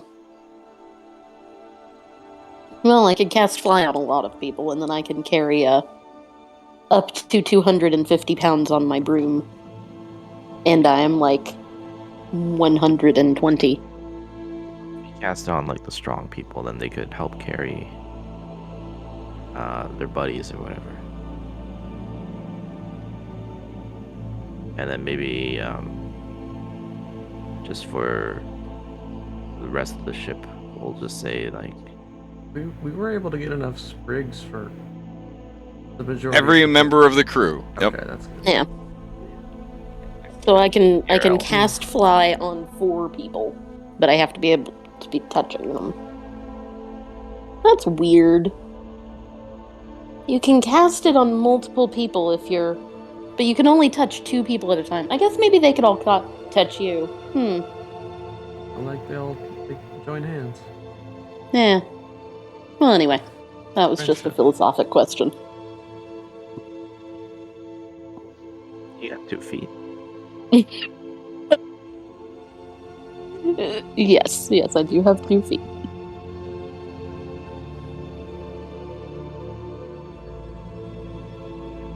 I think we're good on B team. So Kyra and Astraeus for the last 2 slots.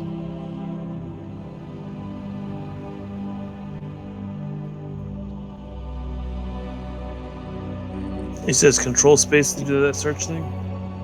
Control space, yeah, but now in Foundry 9, there is something called configure controls under settings. You guys can make all your own hotkeys however you want. Yeah. So it's pretty awesome. You can kind of set up your hotkeys any way you want. So to clarify, you're bringing Astraeus. You're bringing Kyra.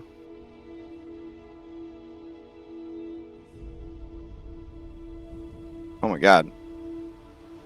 I somehow broken my Foundry. Let me refresh. Where's Pyro?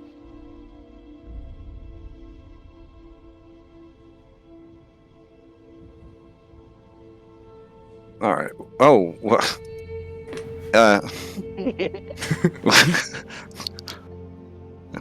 Listen, she's got a lot of minis. like Miley Kyrus and Where's let's Susan? see. Susan Pickleman?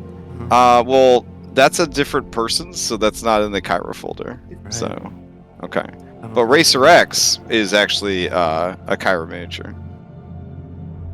They get up to some different stuff in that other campaign. So,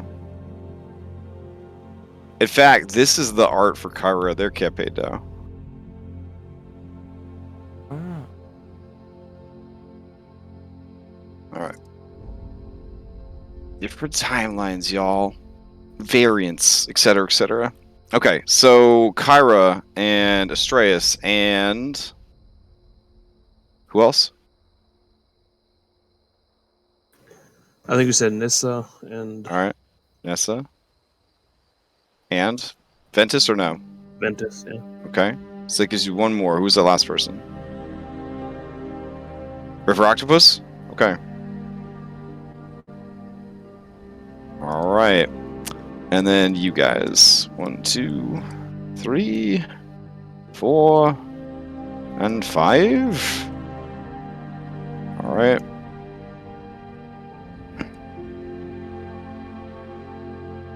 Cyrus is like, I'm not going. Oh, okay, there we go. And grabbed you. All right.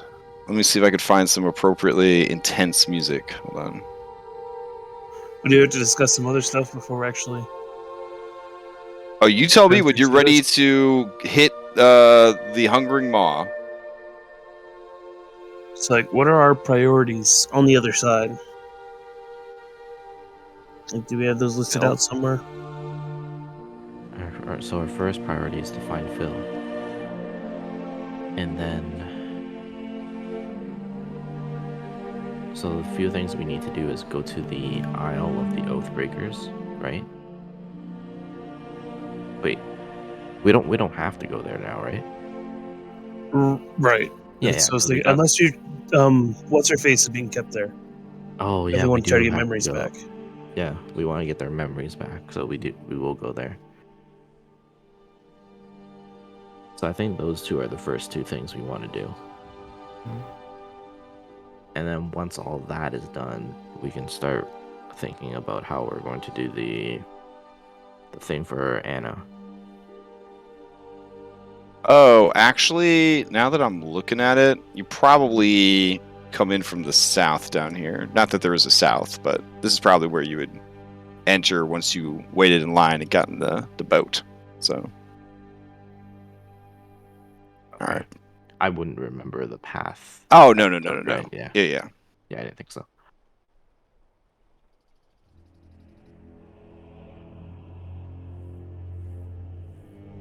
Okay. Yeah, I Alright. think those two are for now, and then we'll think about the other stuff after. All right, so I Alright. just wanted to go to Astraeus during the 3 days and ask him to sending to Alexei, see if he's okay, and find out where he is.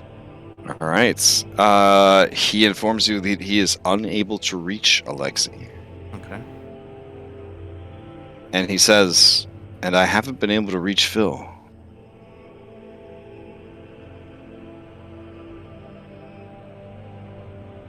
And he says, Anna, I haven't told the others. I feel like, well, after Chandras' speech, I feel like morale's pretty low.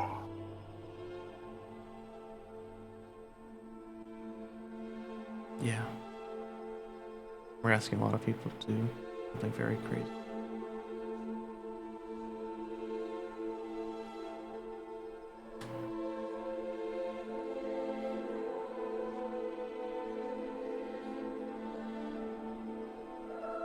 Okay, so let's see if I can get this stuff sorted real quick.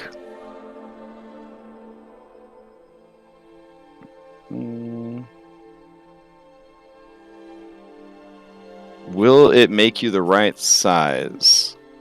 Nope. Okay.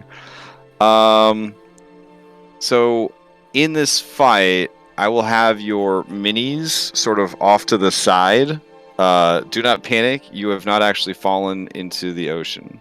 But this map had to be scaled at such that it can't make your minis small enough to be the scale I needed for this map. All right. Let's see.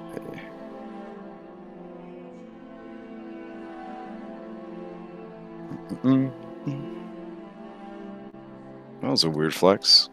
Why didn't you all move? What the hell? Oh, it's such a big map. Okay, that's what's going on. There they go.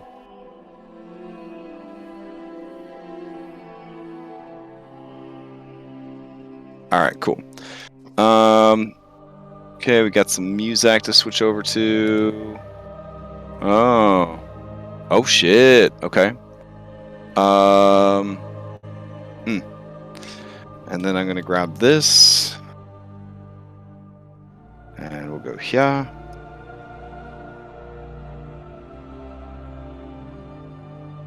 Okay. And then we'll go here. All right.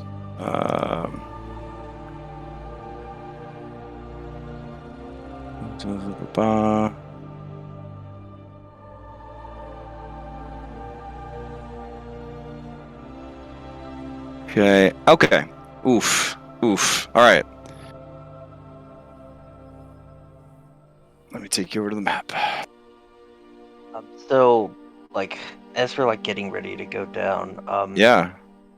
Dimitri, he's gonna like go up to each of the chosen, and he's going to cast a spell. And when he does this, you literally see him pull out his sword, which is a Makara, I believe, and he cuts his arm and kind of like spills cold blood over all of you.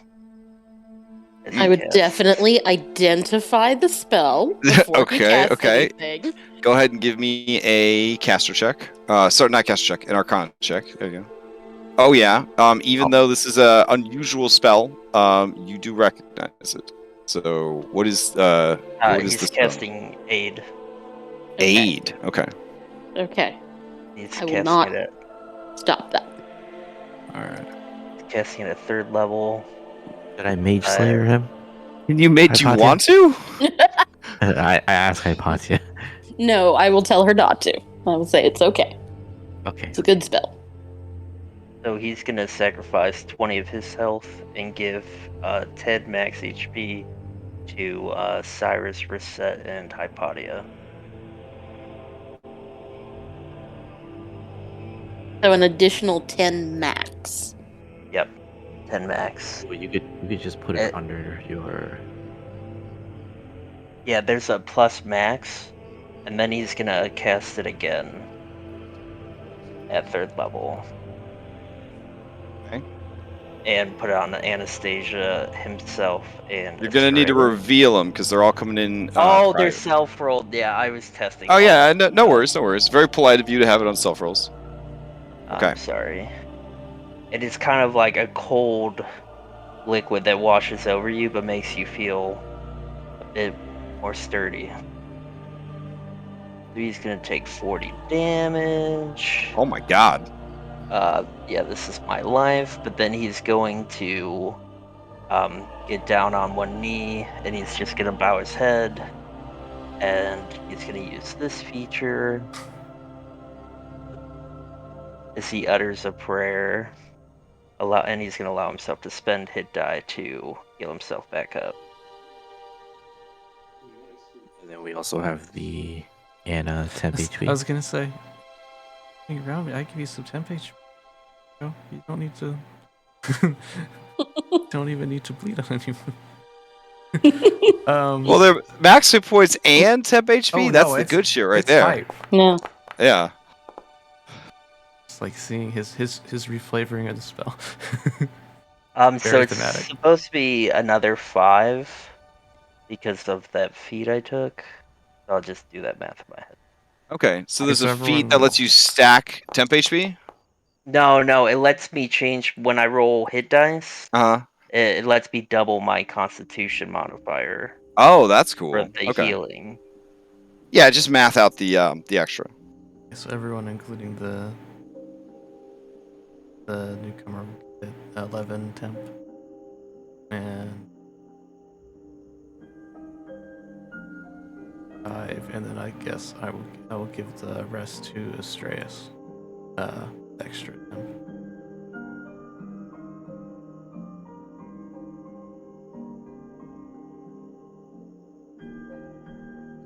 Oh, and I like how it's a little shield now, like a blue bar. Yeah, there should be blue and in addition to green, there should be a different color for temp and a different color for increased max. Yeah, the purple for the. Do you have to Yeah. turn my bar on? Am I the only one that can't see it? Oh shit, you're right. Your brand new character I didn't set up properly. Resources, always for everyone, hit points, update. Alright, let me change your actual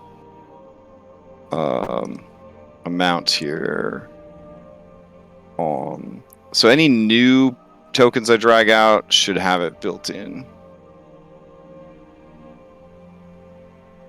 Yeah, they moved everything around on me. Alright.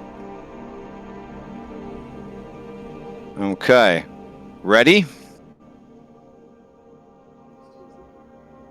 Didn't Anna have something she wanted to? No, it's fine.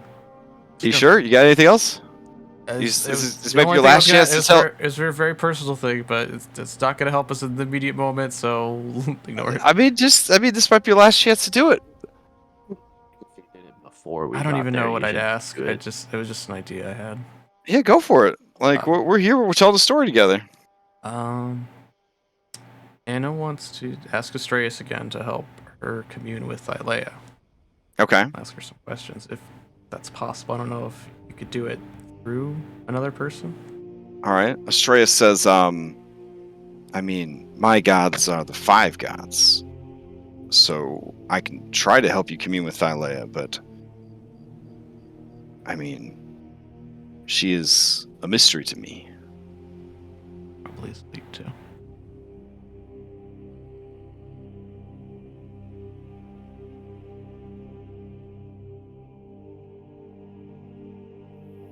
We can try. Okay. All right. So he will give you advantage. We'll say on a religion wisdom to sort of like kind of meditate upon that, and you're just going to sort of pray to Thylea. Yeah. Okay. He will show you how he prays, and then he is trained, I believe, in religion. He's not very smart though. And so he will try to guide you with what some of the native species do to commune with nature and whatnot, and see if that helps. So go ahead and give me a religion check with advantage. This could be wisdom or intelligence based. I guess he could probably do charisma in this case because you're just sort of beseeching. So yeah, you could do a religion charisma. Damn. Okay.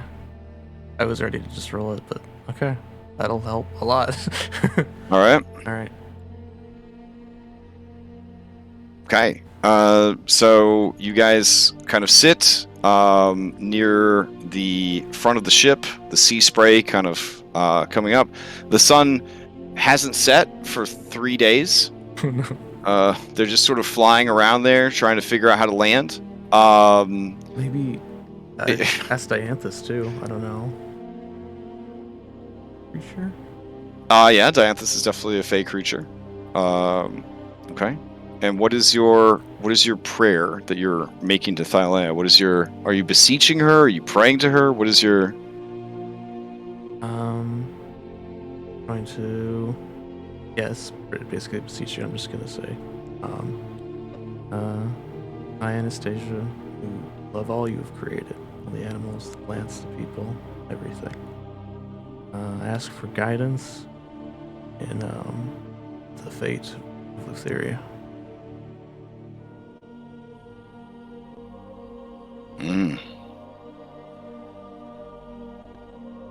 In so many words, what I'm trying to ask her is,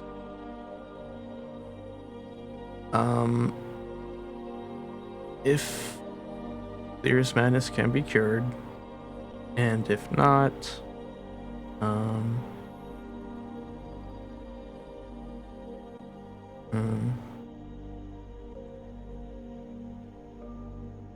but it should be done if cannot be cured. Hey, you feel a sense in your heart that the madness could be cured.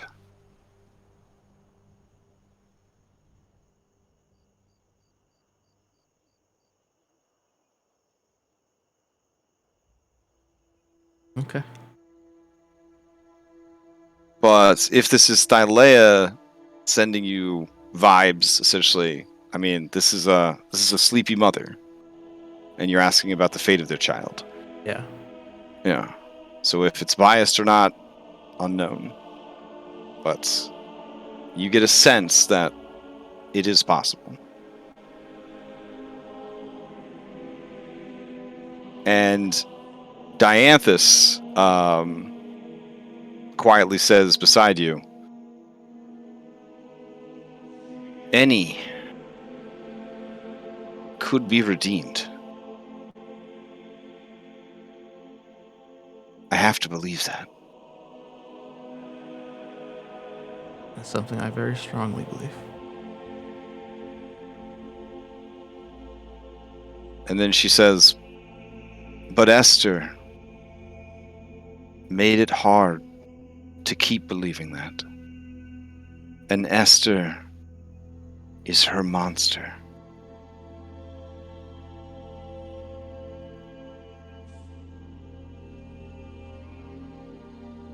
And then she looks over at Cyrus, who's making preparations on the deck, like in a kind of different area. She says, but so too, Cyrus.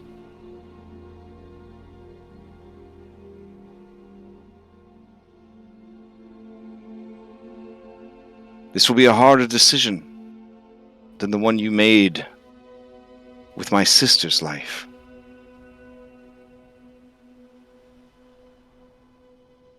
But I trust you'll make the right choice.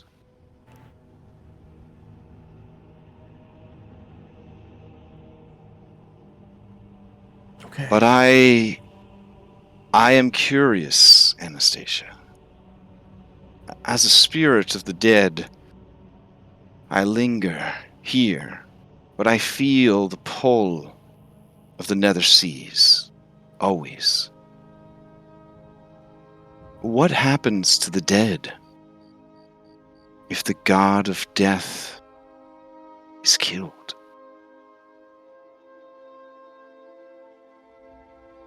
Pondered this myself. I do not have an answer. Also, what are we gonna, if we have to stop her through forceful means, what are we gonna do with their spark? Astrea says someone would need to take it and take her place. Just as the sun, and he kind of points and spins his hand in a circle. And just as the fates, all must play their part in this world.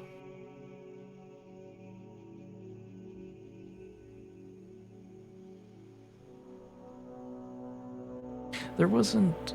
I have a question. Huh? There was, because I think in the beginning we had talked about that all of the gods were like given their roles, and then she was left with faith. That's why, death. That's why she took it. Mm-hmm. There wasn't someone before her. I'll ask Restreus' religion brain. Well, remember when Thylea created the world, which is herself, she never intended for there to be any living creatures here at all. In fact, she only had kids because her husband got horny while she was asleep and hooked up with her, and she gave birth to the kids while she was asleep.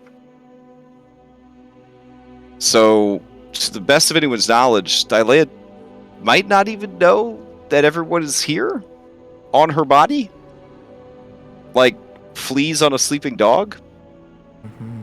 Which is a very crude way of thinking of it, but yeah, I mean, the story is that she laid down to sleep and became the world, and over time the world became populated with creatures. Only mortals would necessitate the need for death, which would then necessitate the need for someone to govern death.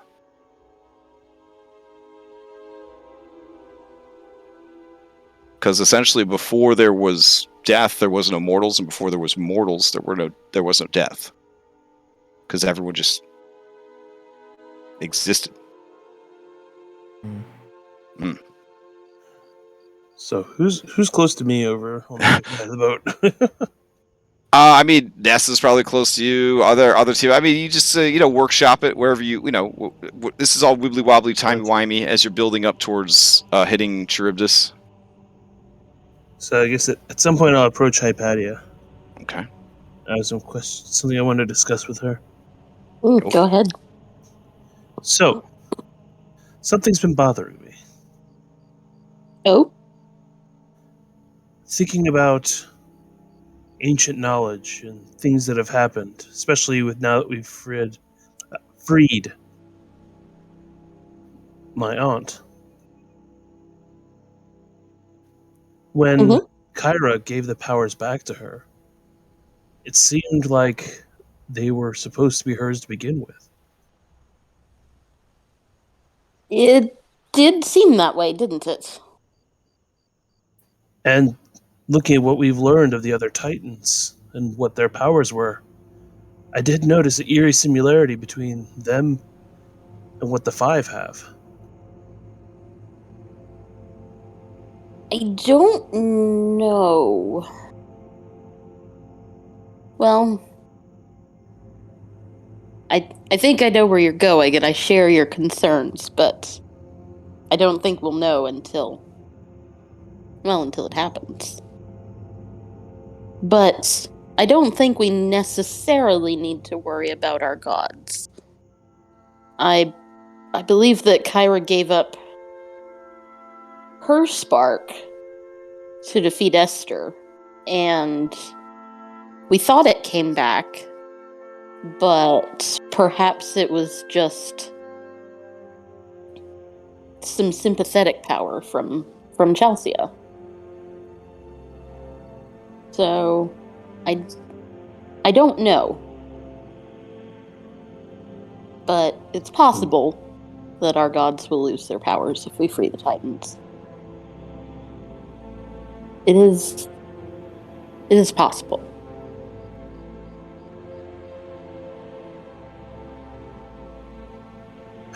I just worry I'm sort of concerned if the Titans and the gods can coexist. If they're using the same powers.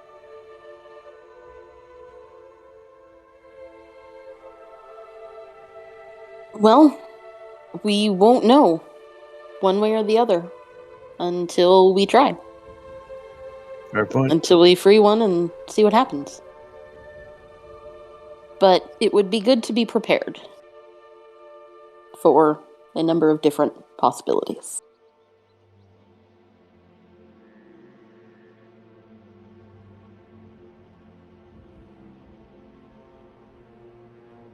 Just almost feels like a piece of the puzzle that's missing. Like we haven't quite got the whole story. Well, I mean, it's possible that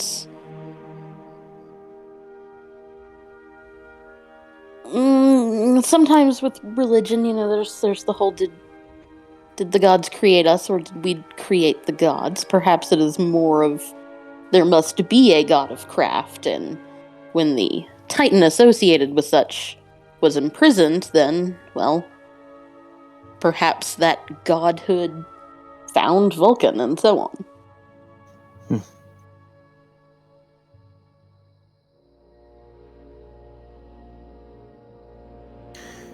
It does make you worry a bit about Sidon. If we defeat him, what happens to his power? I expect that will be for us to decide.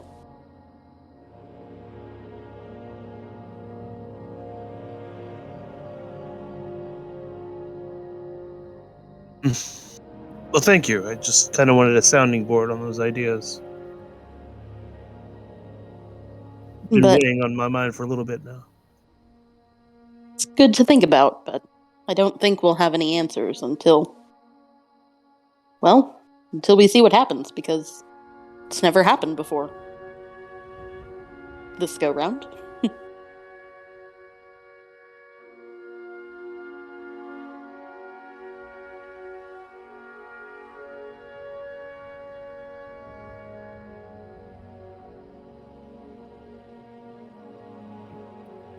All right.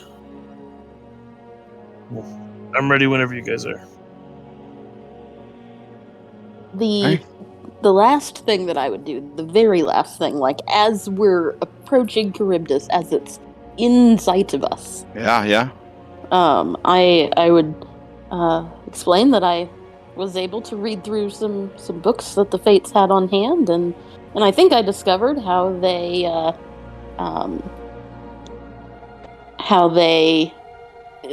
communicated, how they acted as one being, essentially, even though there were 3 of them. And I will gather up to 8 people together. Nice. And we'll include new guy Astreus and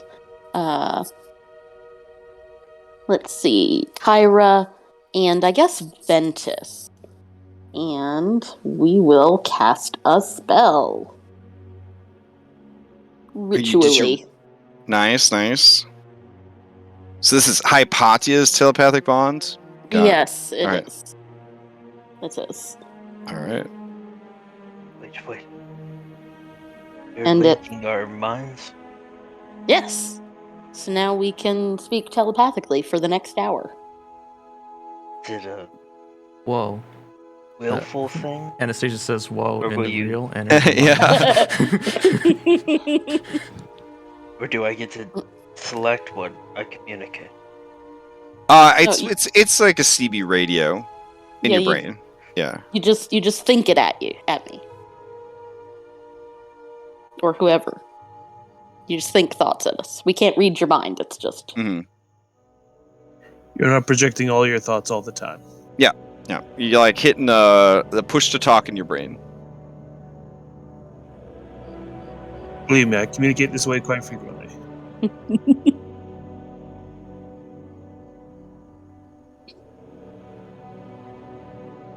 Okay. Just be careful when you think that if you yell at somebody in your head that they're an idiot. They will hear that. Mm-hmm.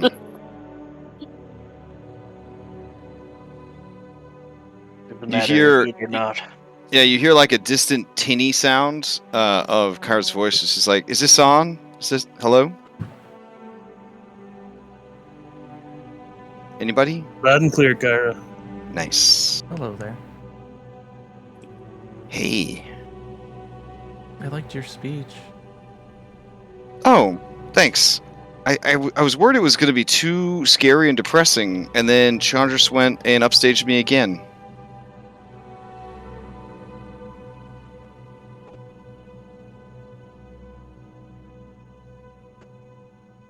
I think it's one time it's okay to be outshone. Should someone do a speech to bring the Bruce morale? Yeah. Sure, I've got it. She turns to face the crew and she says, "Last night, a Lutheria cosplayer said some upsetting words to you. And a blue man said more upsetting words to you. But today, I am here to lift your spirits. We go boldly where no one has gone before. And we will carry this thought with us when we do. What did one Picklesaurus say to the other when it was having a bad day? Deal with it." And then she walks back to the group. All right, it's handled. Is it handled? Look. They look very confused. I don't get it. You would have needed to spend more time amongst the indigenous cruel cumbers of Pickle Island, but that's fine. Dill is an expectorate. It helps them make more pickles faster.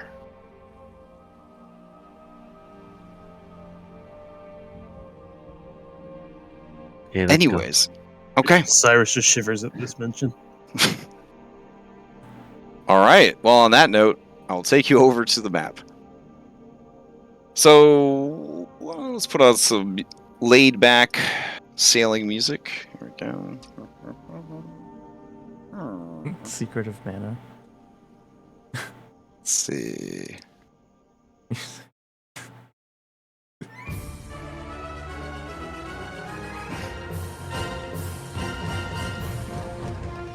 All right. We got the drums going. Rowers. Okay. So as you approach, you see two mighty arms woven between massive chains. The hands move and churn the ocean, and as they do, it creates a deadly whirlpool.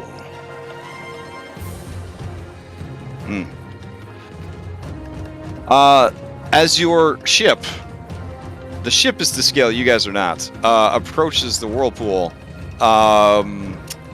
yeah, your ship is suddenly slammed by a storm gale. Violent waves crash over the deck, and the ship begins being sucked into a powerful current, leaving your oarsmen helpless. Lightning flashes, illuminating the massive whirlpool just ahead of you. As your ship draws closer, you see two massive stone hands reaching out of the maelstrom, beckoning you into a broad funnel of water which leads down into the deepest fathoms of the sea. All right. if you had not had a cabbage, you could, or you were just rolling the dice and picking random locations on the map, you could have accidentally sailed here, and then you would have had to make one check to avoid being sucked into the Nether Seas way too early. So that was a whole thing that could have happened. All right. Fortunately, you never did random. I think you did random location once for the ant, and that was about it. Okay. So you guys tilt over the edge and go for it.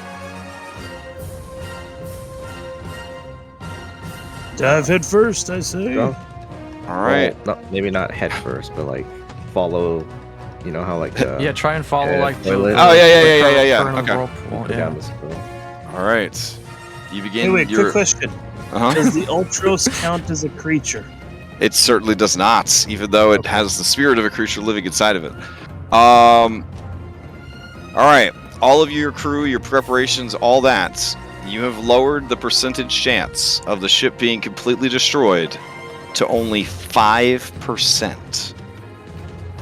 I need one of you to be nominated to roll the D100 that will determine the fate of the Ultros. Do you want me to set it up as a poll? I was already doing that, yeah. Could I say Do a it, Anna. prayer? Do it. Could I say a prayer to Kentimane to get us advantage?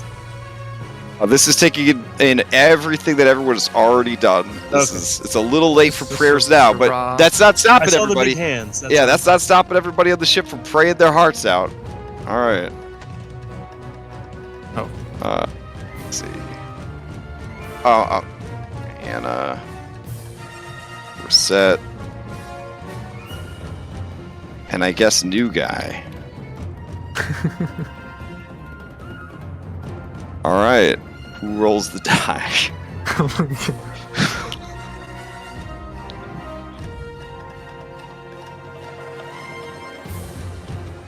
Oh, I actually think the poll thing broke. It wasn't working on Sunday. Oh, really? Yeah. Oh yeah. That's a bullshit. All right, we're going back to 7.9. All right. Straw. Oh yeah, I guess we could make a straw poll real quick. I guess just everybody type into chat the person you nominate, and we'll just sort it that way, like the olden do days. Privately, do a private GM roll. Private it. Oh yeah, you can whisper me privately if you don't want to.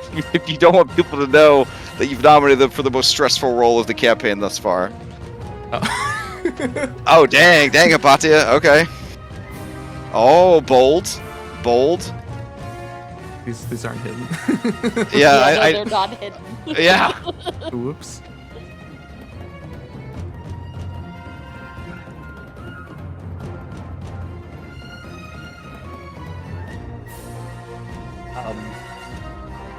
Damn, if everyone's voting for themselves, it's like we're the decider. Well, someone voted for someone else.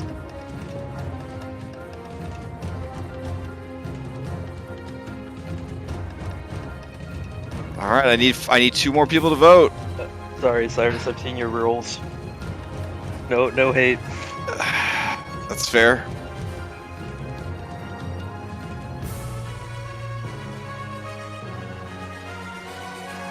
Oh, I'm gonna be the tiebreaker. Cyrus voted for Cyrus. So we're still waiting for. We got 2 for No, that's reset. everybody. Oh, it's good. Oh, 2 how for did Anna, 2 for reset. how did that happen with 5 votes? And one for Cyrus. And 1 for Cyrus. Okay, so we need a tiebreaker between Anna and Reset. Okay, But do you want to roll off, or do you want to revote? If they both roll D100s, whoever gets the Anna. Whoever gets the better result, yeah. yeah, All right, we you know. just take that roll. All right, here we go. We'll do a coin toss then. All right, Anna, flip the coin. Reset, call it. Okay, are you ready to call it? I mean, it'll show up instantly, so I guess you just call it, then I'll flip it. Okay, heads.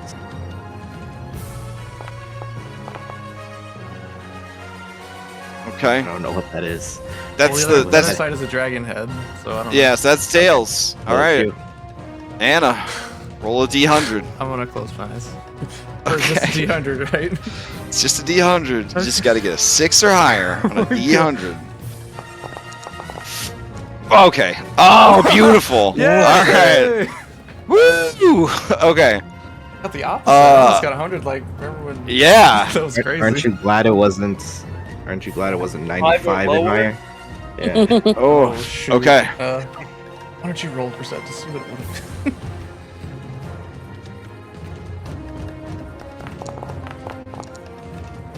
Yeah, you guys are awesome. good. You guys are good. All right. Cool. Whew. All right. In that case, I made this entire map. I did card it just for this one scene. There's no monster fights or anything. That's all we're gonna use it for. Now we'll go to the Nether Seas. Oh, it was a beautiful scene. But the artwork inspired me, so I had to make the map. All right. Those chains Plus, can't if you make discovered them it earlier, I thought it would make you get make people shit their pants to actually be on the map. They're like, wait, it's not just a picture. We're on the fucking map. Like, yeah. Plus, it would have given a chance as this being sucked down for people to fly away. I guess. Anyways, let me turn this music off, and you are now in the Nether Seas.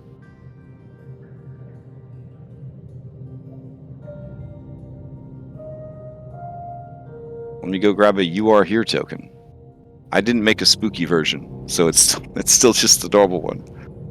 Little bone finger pointing to spot. Oh damn, that would have been so much cooler. Let me see if I can find it. Hold on.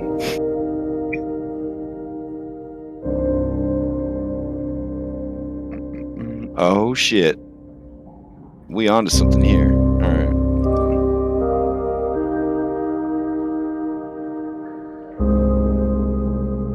Don't mind me, just creating assets in another window.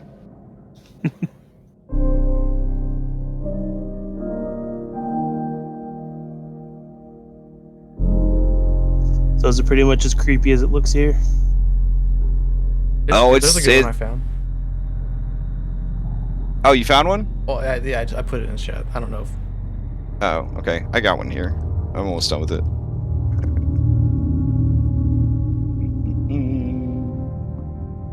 Do a stroke. Okay, then we'll do outer glow. Oh yeah, that'll look nice. School hand. Okay. Anyways, while I'm doing that, if you guys want to swap your B team, you certainly can, because now it's sailing time. Because of the otherworldly nature of this place, you do not know 100% the time, which is probably very frustrating to Hypatia, who has keen mind. You just know that time is passing. Sometimes it feels like it's passing very fast. Sometimes it feels like it is passing very slowly.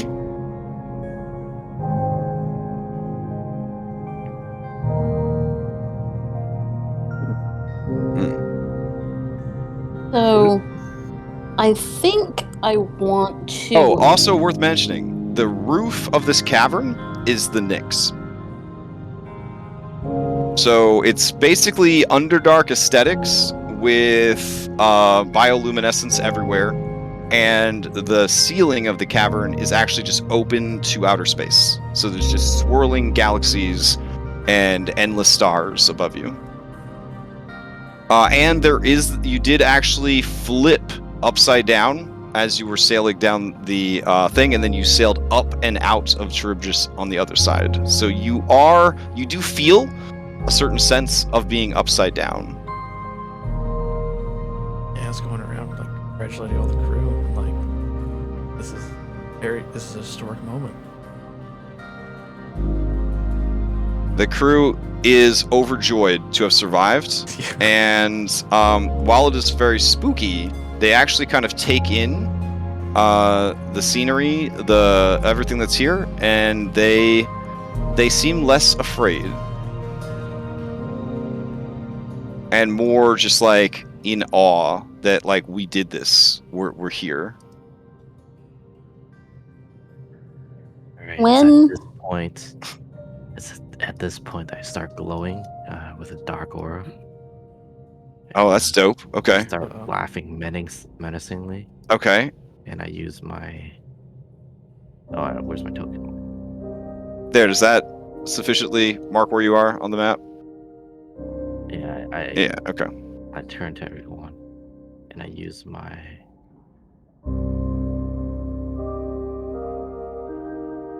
Hour of Reaping. Oh my. Oh my God.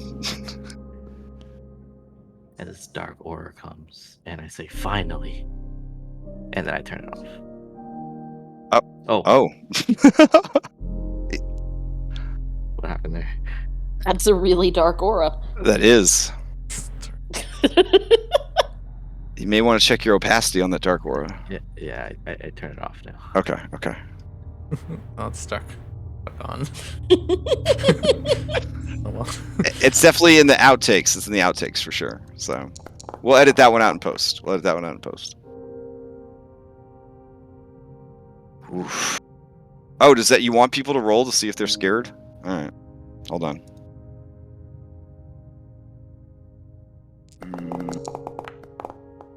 I don't know how to turn it off.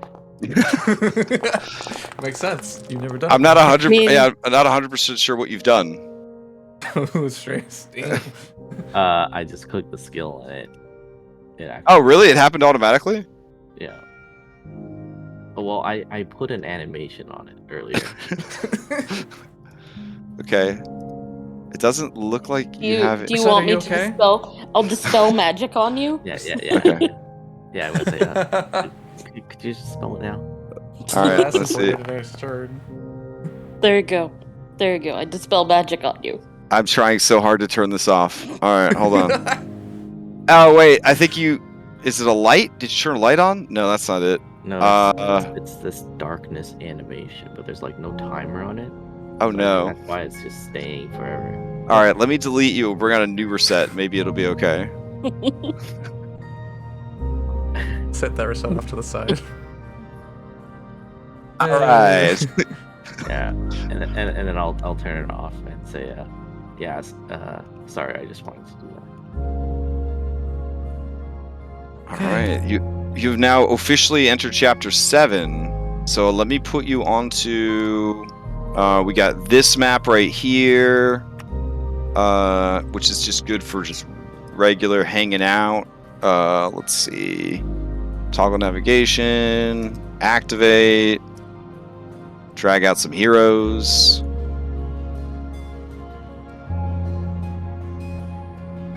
All right. I'll move Cabbage and these other guys out. See. There we go.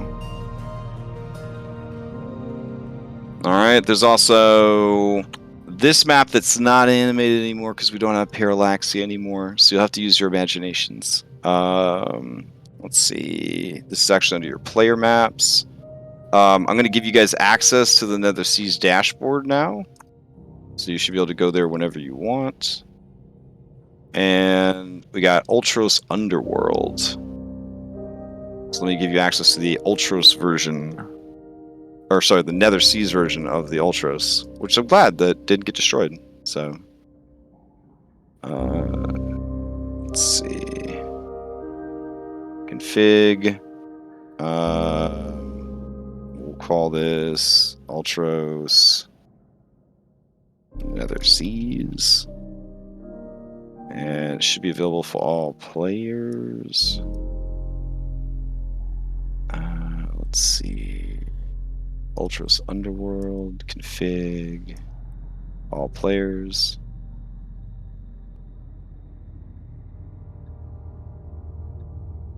Ooh, that one's taking a little while. Okay. And activate.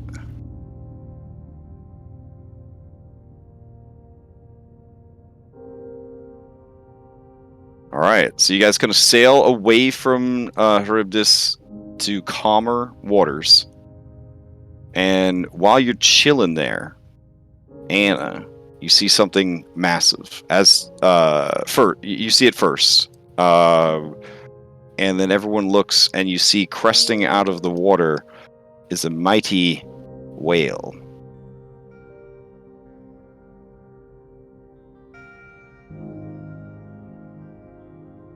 Ooh.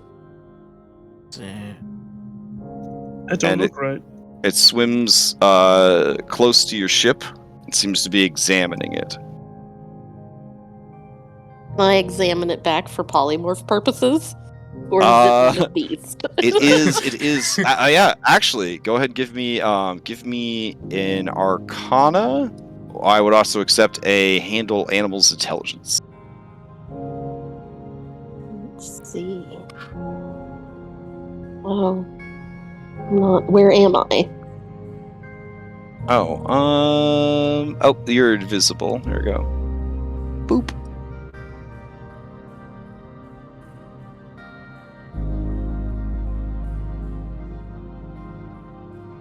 Oh shit.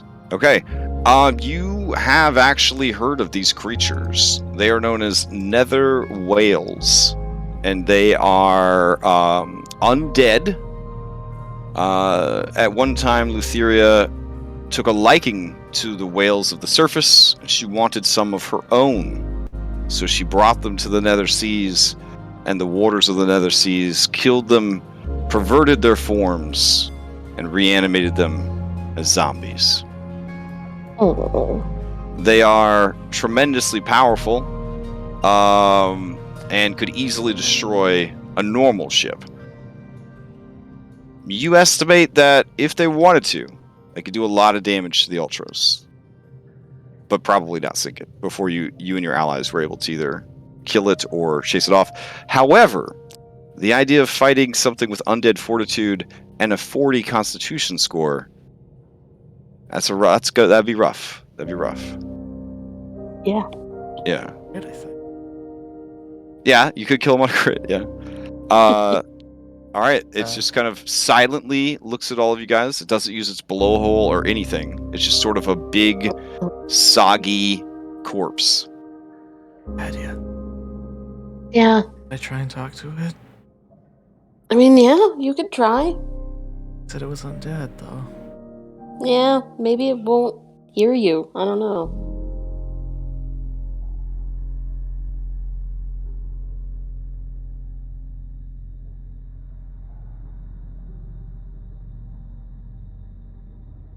Oh, yeah. I think it's very. I think we'll try and talk to it. I mean, Kyra says, I mean, it used to be an animal. You could turn. You could talk to animals. It used to be an animal. You could try. Yeah. Don't you know I could talk to Wait. animals? Do we need to communicate with it? I can talk to it. I'm a big fan. Oh. Yeah, I'll try. Hello down there. Okay. The creature's eyelights twinkle up at you. Yeah. From its 6 different eyes. And it lets out a mournful sort of sound, just sort of a.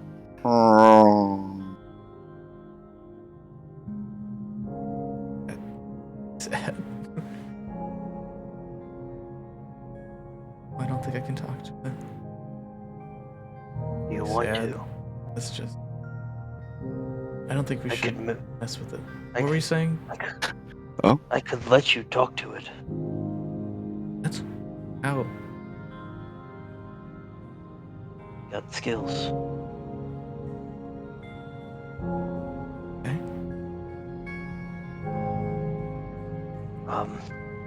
Crash, would this be a tongue situation or a speak with the dead situation? Oof, what a question. Hold on.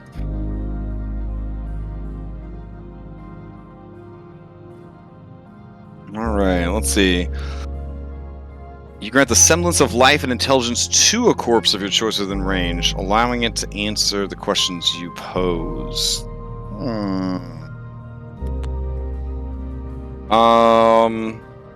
Let's see. It doesn't return the soul to its body, only animating spirit. Corpse can't learn new information. I'll be honest, I would allow it just to see what happened. Let me see if I can. Do I have to ask the questions? Okay. Yeah, I think. Yeah, you would have to ask the questions. Oh. I could ask 5 questions of it. Oh, wow. Unofficial tweet by Jeremy Crawford says,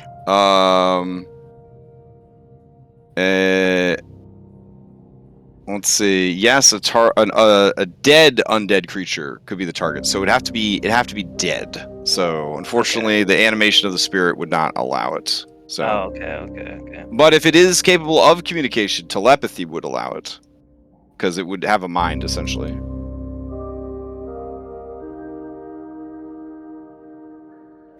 Well, so yeah, Dimitri says he could let you talk to it. He like pulls out his sword. He's like, I just have to kill it first. And he starts walking up to it. No, that's okay. We don't need to kill it. It's already dead. Well, not technically. But okay. Whatever you wish.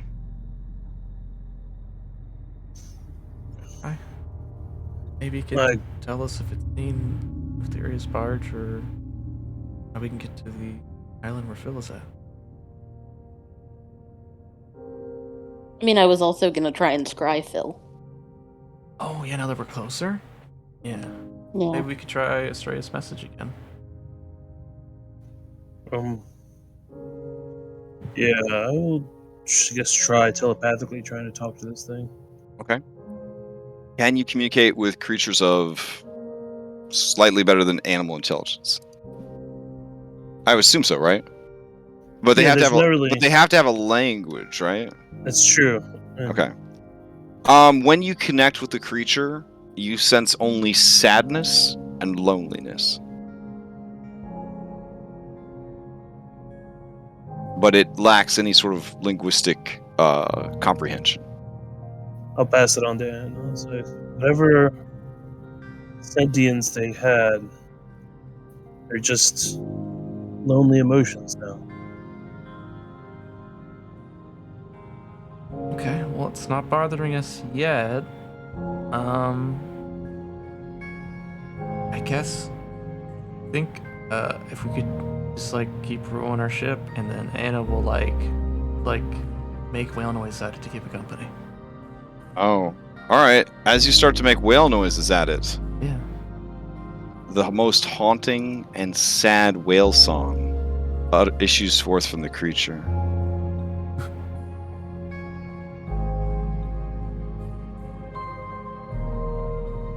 Well, I wanted to make happy noises. This creature is unable to be happy, Anna. Dude, stop. It's so sad. Well, this could definitely tell us to not get in the water.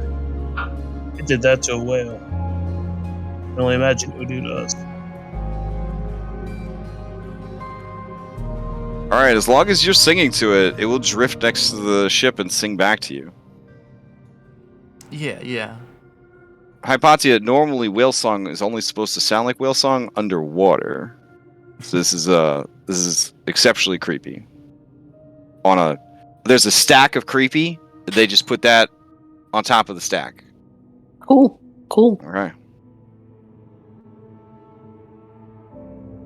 Alright, I'll take you back to the map, and you can decide where you are setting course first. You can, of course, return to the Ultros whenever you like.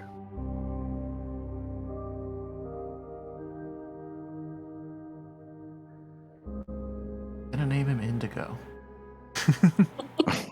Alright, so the goal is Titan Island. Alright. And as we set off course there, I will try to scry Phil. Okay. Oh, I love this bone hand pointer. Amazing. Alright, traveling in the Nether Seas. Okay. I have to record these values secretly because the perception of time is lost to you, but it is still happening.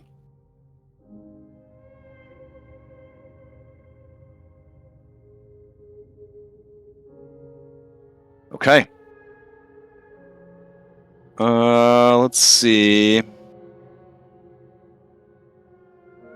Alright, the whale is so lonely that until Anna stops singing, it does drift alongside you. Eventually, fatigue would take you.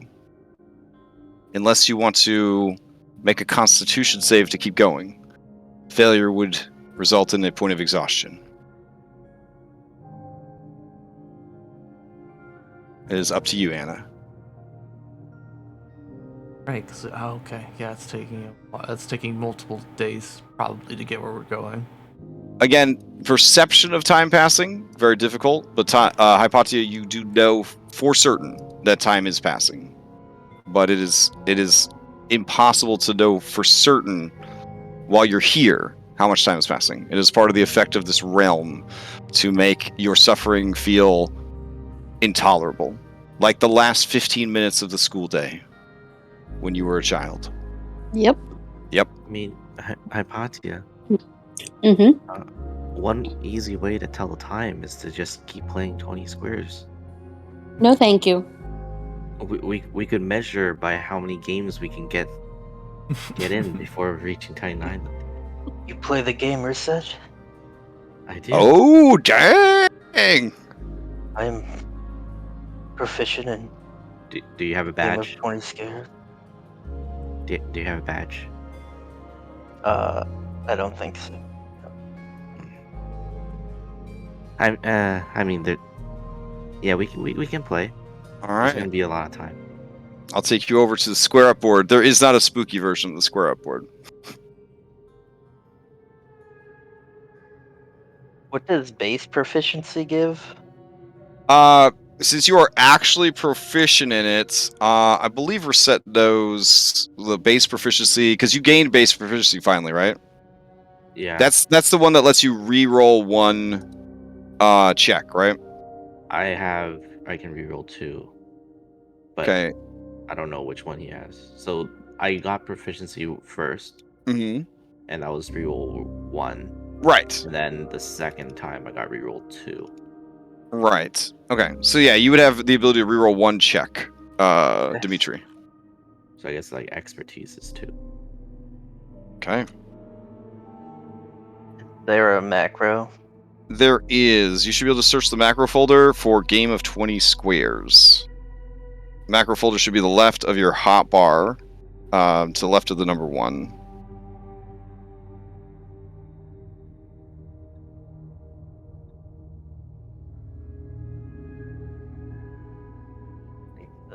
Can you say that one more time? So there should Oh. be a little folder to the Okay, I left of found your the hotbar. folder. Yep. And then you should just be able to search for 20 squares. Or just even the word squares. Found it. Yep. And then just drag it down to an empty spot on one of your hotbars. You should be able to do it. And then while selecting your mini, if you hit it, this would be a good test because I heard a lot of macros broke. So let's see if it works. Okay. Damn, that insight. Holy shit. All right, what are we looking at? You could do a reroll, Dimitri. You could do 2 rerolls for set.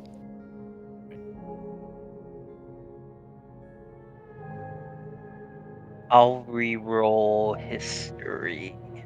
Okay. Roll my perception here. Okay.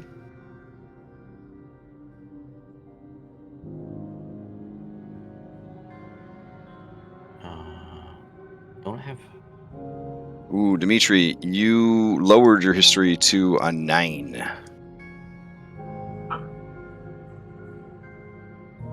Reset, casually keeping the shield nearby while you play.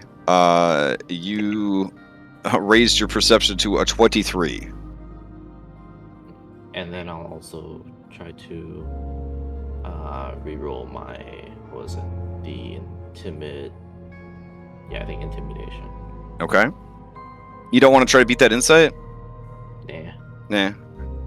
Oh my god. Unfortunately, you do not, as far as I know, have an advantage to intimidation. So your intimidation goes down to a 14. Or sorry, from a 14 to an 11. Okay. All right, so what's the final verdict?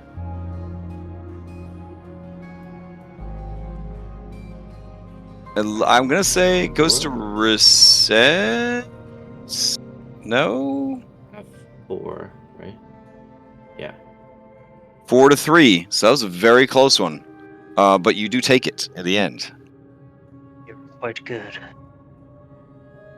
We should play I more. have been playing for a while. 14 years, in fact. All right. Where did you learn to play? I learned with my brother. Is he a gym leader? I mean, technically, yes, he is, but you don't have to reveal that if you don't want to. Oh, are you asking me if my brother's a gym leader? Yeah. No, he's a Yeah. piece of shit.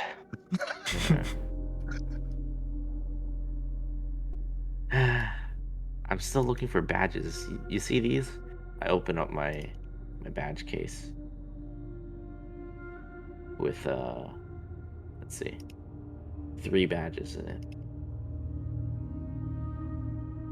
You know, I've been traveling for a while. I still only have 3.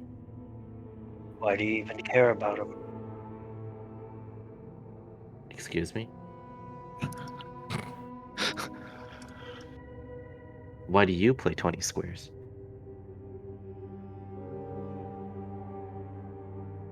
Is it not to be the best? The very best? Answer lies in the game.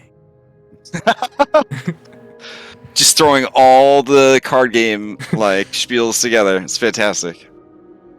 I play because this game can manipulate fate and time.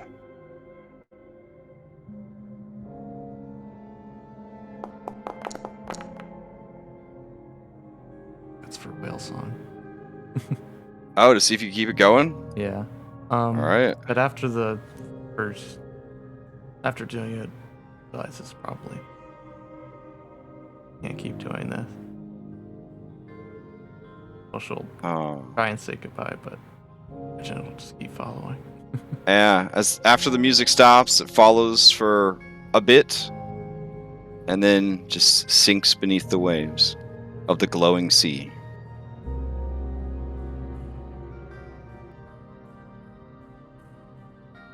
It's the whale spaghetti.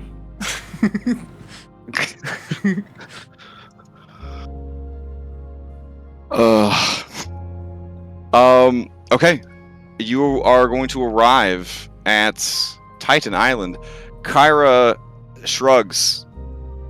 She's like, I got nothing.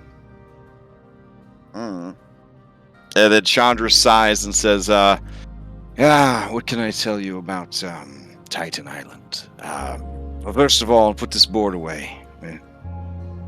Go on, get out of here. Focus. Titan Island is, well, it is a prison.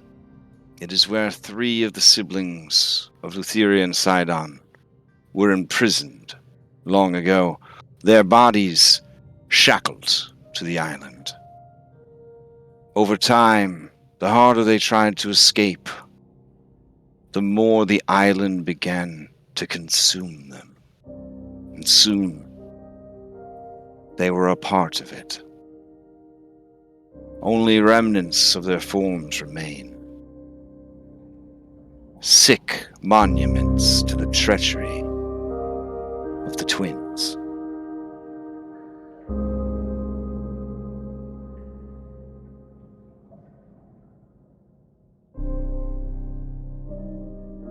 And as he says that, some flavor text activates. Let's see. Your ship approaches a small, craggy island dominated by a grayish-black mountain with black rocky beaches. Among the mountains are the parts of 3 incredibly lifelike statues, which are similar in scale to the great colossi of Mitros. Each depicts a muscular man or woman in a pose suggesting shock and betrayal. Their faces reveal a combination of fear and rage. Iron chains bind their immobile limbs, at least the limbs that you can see, for most of their body is entombed in the stone of the island. So, gonna need a B team. You just want to take the one that you have, or do you want to swap it out? I feel like Well, I we think would we can- at least need to include Bullbug. He needs to rescue Phil. Okay. Yeah, Okay. we can swap Bullbug for River Octopus. Then Mistress Nissa, Kyra.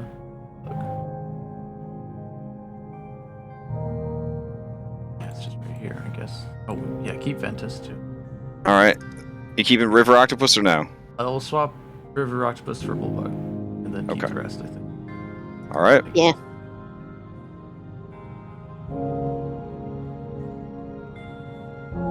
All right. Time to save Phil. Everybody stand back. I'm gonna kill those statues. Don't. Don't. I'm also, as we land, I'm gonna cast this. Nice. So I'm gonna try and sense Phil Okay. within 1,000 feet of me. Let's see. That would be the good old locate creature. Very nice. Describe and name this familiar to you. You sense the creatures if the creature is moving. You know the direction it's moving. It's a locate creature known to you or the nearest creature of specific kind. So long as you've seen the creature up close, the creature describes as Okay. Unfortunately, as you are hopping into the jolly boats and preparing to set sail to the island, that you receive no affirmatives of his location here. I will continue concentrating it on Okay. it for its duration, the All hour. I assume the island is bigger than 1,000 feet, so essentially I'm just gonna see if he pops up Fair enough. at any point as we get closer, and at any point as we get further into the island. All right. As you approach the island, you take your jolly boats, I'm assuming, so you don't get beached or whatever, and I'll take you over to the island.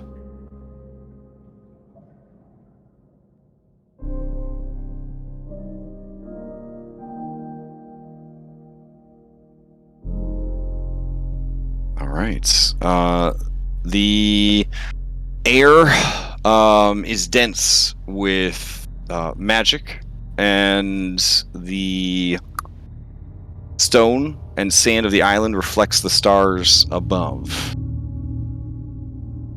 You see the remains of 3 massive creatures, now turned to stone.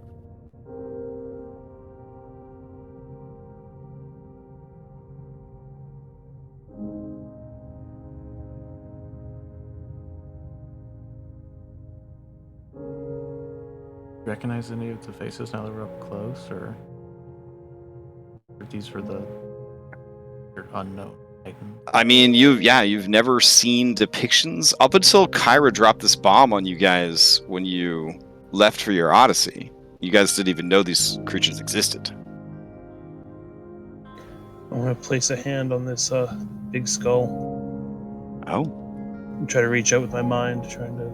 Oh shit. Okay. Similar to how I touched the prison and reached out to Yeah.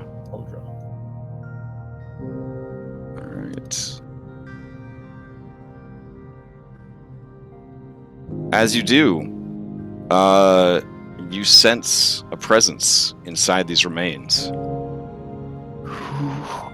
Who is there?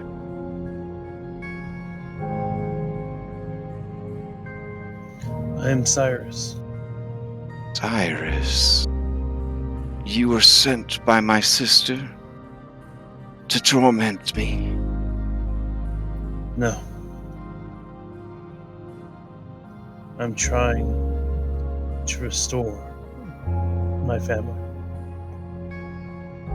I don't understand. I'll try to mentally depict images of freeing Cauldra.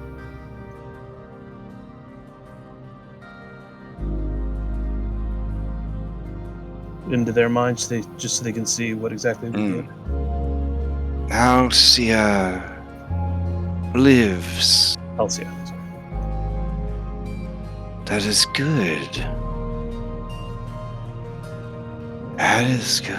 It, It gives me hope. It is easy to lose hope here.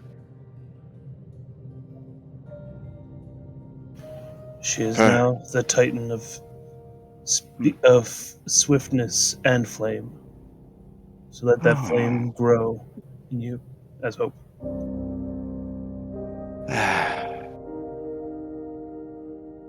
She always feared fire. How strange. How very strange. Do you know how we can help you? How to break these bonds? These chains. And as you were saying that, Dimitri, the hand closest to you, you could see that the chains that bound the wrist of this hand are shattered. And Cyrus, the voice says, these chains once bound us, but now greater magic holds us here. We become one with the stone. Only if restored to flesh could we hope to live again.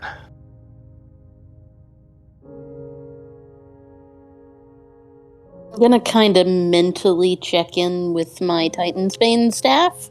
See if it has any thoughts. So the Titan's Bane staff, made by Talius, is full of rage. I need you to make a charisma saving throw. I'm not very good at this, guys.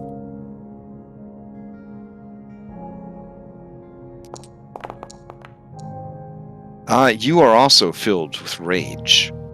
You cannot abide that this would have been done to one of your siblings, let alone 3 of them. You must free your master, Talius. Perhaps he can find a way to free these others, for his mind is the most brilliant in creation. Okay. No, we could potentially free one of them. Quick Titan check. That's the one that's pulling the boat. Talius is the one pulling the boat, Oh. correct. The chains here have been broken already. Their bodies need to be restored. They've been so destructed by the magic. I pull out my little notebook and I say, this is untenable. We must reverse this. I have a note that says we could use the staff of Kentamane to free them. But I don't know where that is.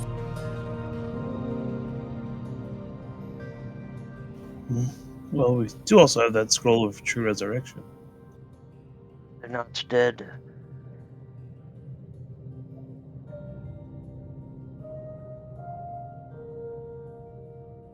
Well, their body is. Their soul's here, but their body is dead.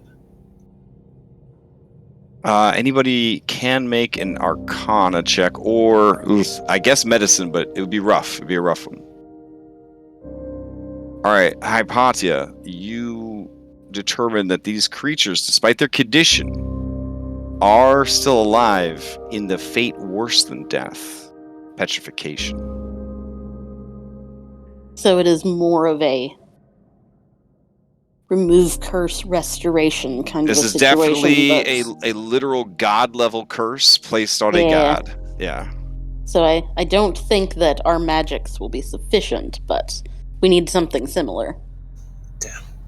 So would that be like remove curse check, or remove curse is just not good enough? This would definitely be in the Grim Hollow Witcher category of a remove curse spell would be a part of the complex adventure / ritual required to actually cure the curse.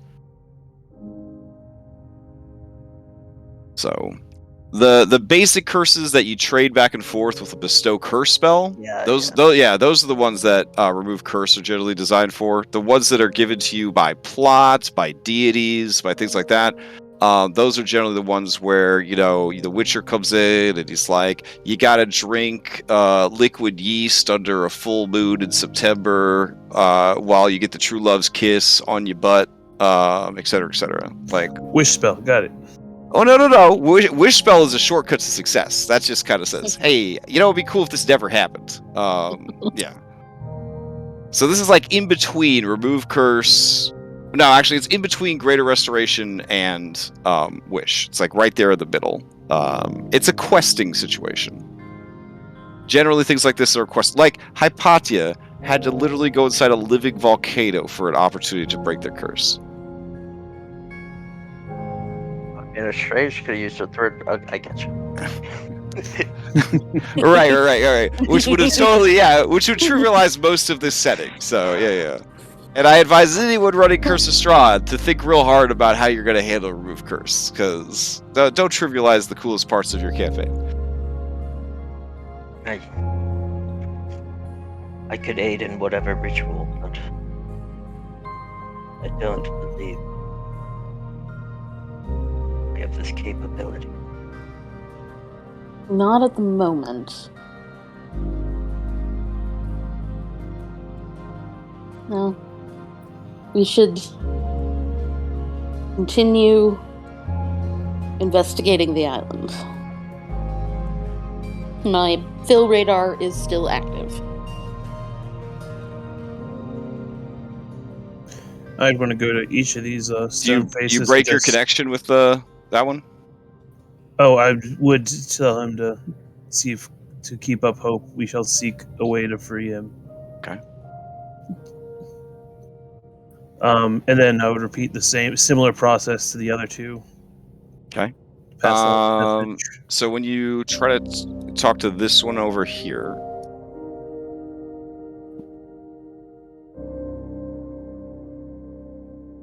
there is nothing.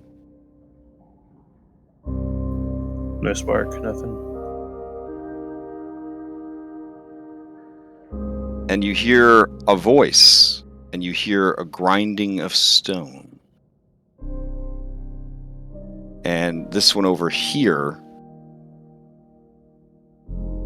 begins to speak.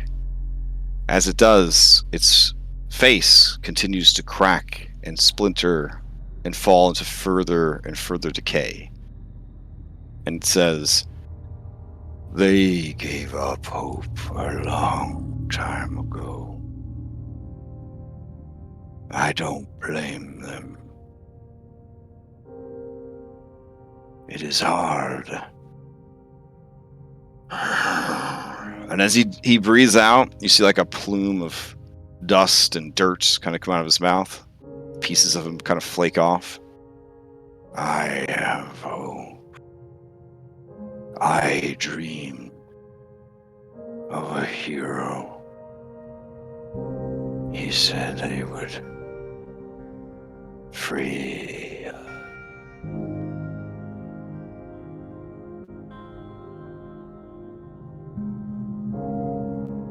I'll message Cantrip so the guy doesn't have to like break his face anymore. Oh, okay. That's very polite. Okay.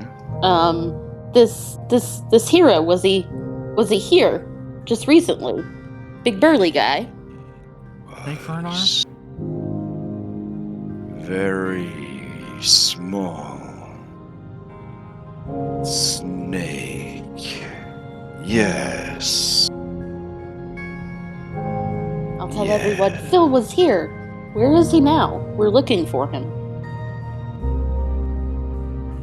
He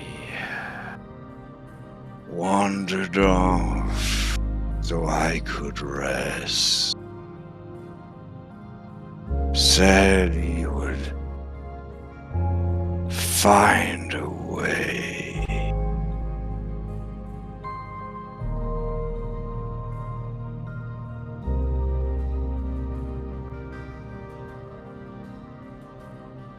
And my Phil radar is still not picking up anything.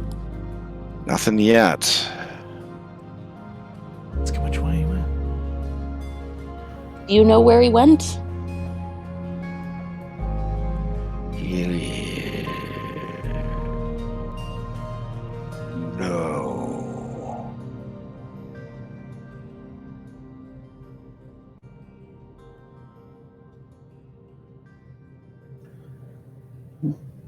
What is your name, Ancient One, so that I could pass on to Halcyon that you are still alive?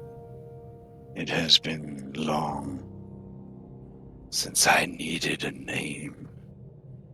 Longer still since it was spoken to me. In truth, I do not know. But I know her. For I love her and miss her. Sweet Yala.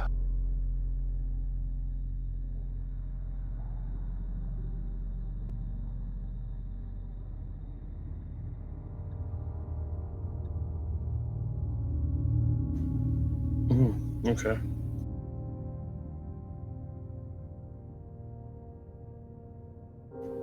Well, I mean, out of character. Lutheria does have a kind of a twisted sense of humor in naming her kids after the fallen. Yeah, Odyssey Yala's Lutheria's daughter. Right, they're saying that Titan is Yala. Yeah. You guys are on the right track. Yep. They are so fucked up that they named their incestuous Replace them. children after their betrayed siblings. So wait, what was the other one? What was their name? Althea? The lady that was sass talking Helios. Right, that's Halcyon. That was Halcyon. Yep. Right, Halcyon, Yala, and the Bergeron. guy, Hergeron. Hergeron. Yep. So one of these two is probably Hergeron. No, Hergeron's somewhere else. Hergeron's the one holding up Praxis, I think. Correct. Ah, okay. But I think one of them Versi? I think one of them is Versi.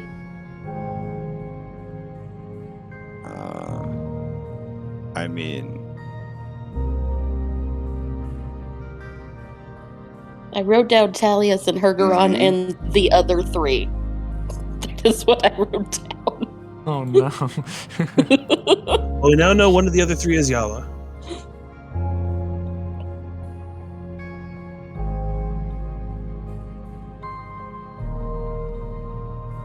And Hergeron is the one that is holding up the tower. Hypatia, you can't stand it.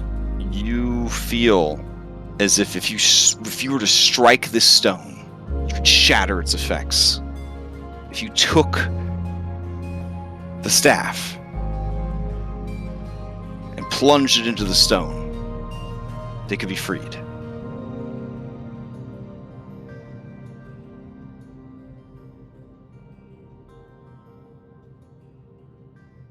I mean, if the staff really wants me to do that, I will do that. It wants you to.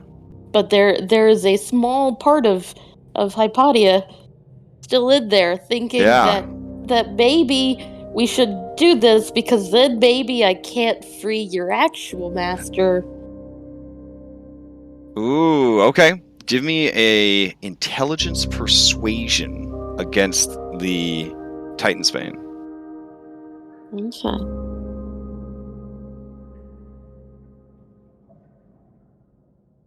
Okay. You hear you feel the thrumming of magic and rage going through Titan's Bane quell, and you know that Talius will know the answer. He is brilliant beyond all other beings. Okay. Because I beat him down with 3 of these people. But I don't want to hurt my magic staff. I need to free its boss first.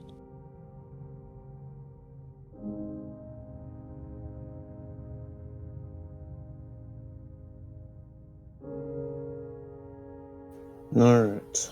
So you need to further explore the island then? Yeah. Okay. Yep. Interesting. All right, hold on. I've got something.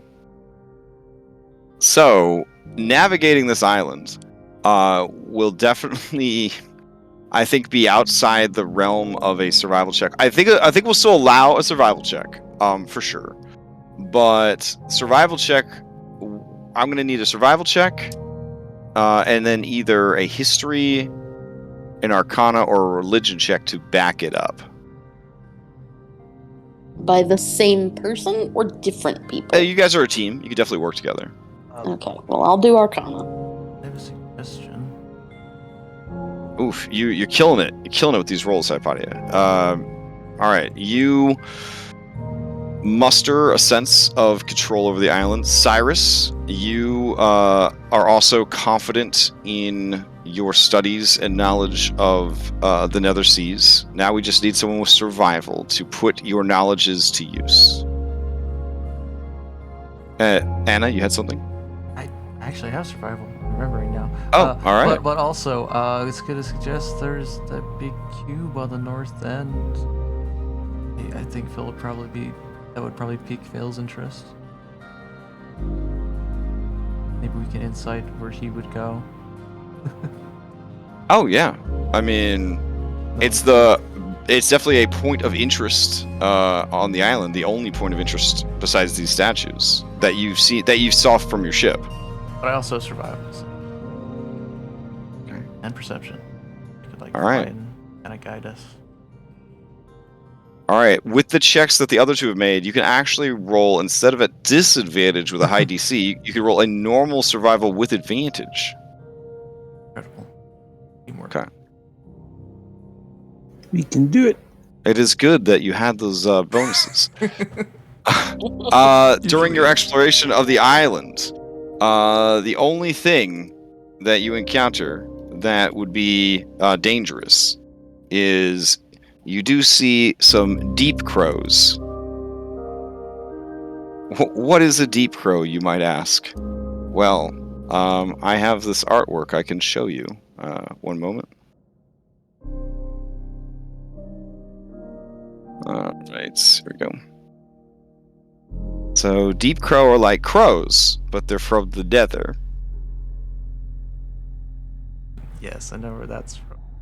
Yeah. That's awesome. If you need a close-up, here's a lovely close-up of it. You zoom in with your binoculars. That's disturbing. Yeah. There is apparently a flock of them, finishing off the remains of some sort of hideously mutated turtle or sea creature that has washed up on the shores. They look defensively at it and then back at you. They open their mouths, and from their 4 beaks issue forth nightmarish sounds of horror.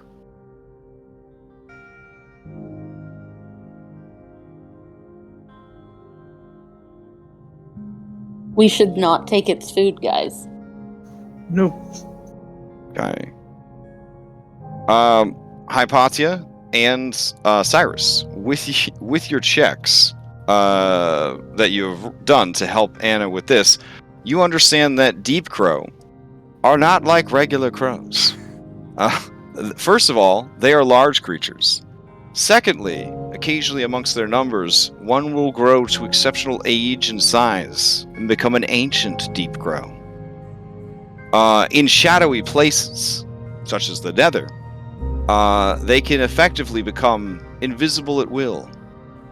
Their mandibles extend and contract, grappling and restraining their prey, and then begin to sort of blend the flesh into a slurry that they hungrily devour.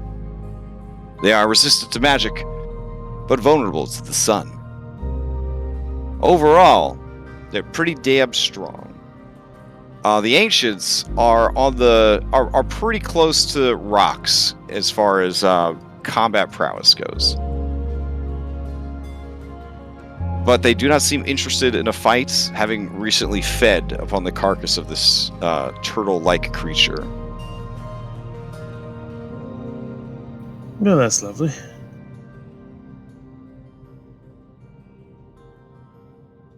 All right. right. So you gotta just kind of continue on your way then? Give him a wide berth and continue on. Okay. I could probably talk to them. That's not undead. It doesn't look. No, I'm not going to. I mean, that is a thing. That is a thing that could happen. Yeah. Yeah, possibly. All right. So you will continue on then. Mhm. Off once you give them a wide berth, which does require you to sort of leave the coast and kind of go inland a bit. As you crest a high rocky bit of land, you see it, the Iron Cube.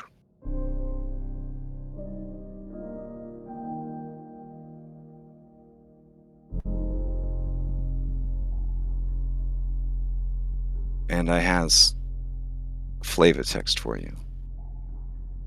Let's see. Now, Hypatia, being a nerd, you know that any of your divination-y type things could be shut down by thick or even thin amounts of iron.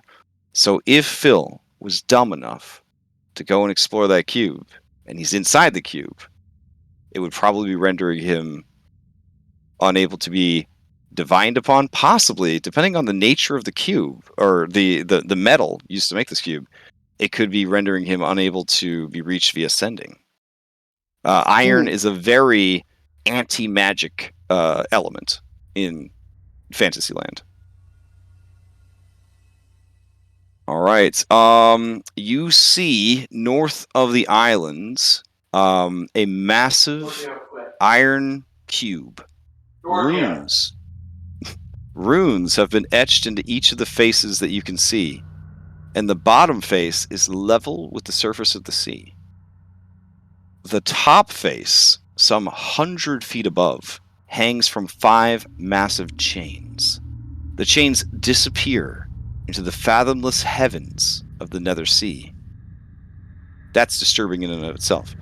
A disturbing noise echoes from within the structure, alternating between a low rumble and a high whistle.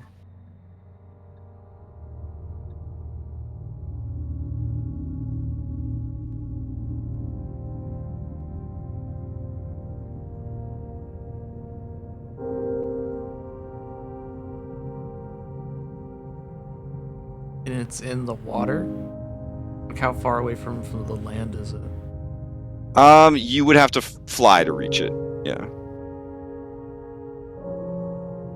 100 feet tall? Or even bigger than that? The sound coming from the cube kind of sounds like this. How big is the cube? I will give you. I guess you could try to estimate it. So yeah, I can give you the exact measurements in a second. Here, I'll turn on this.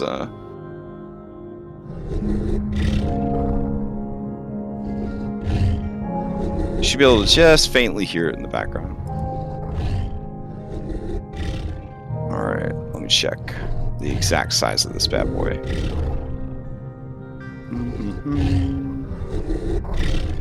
You just want... It's about 200 feet on a side.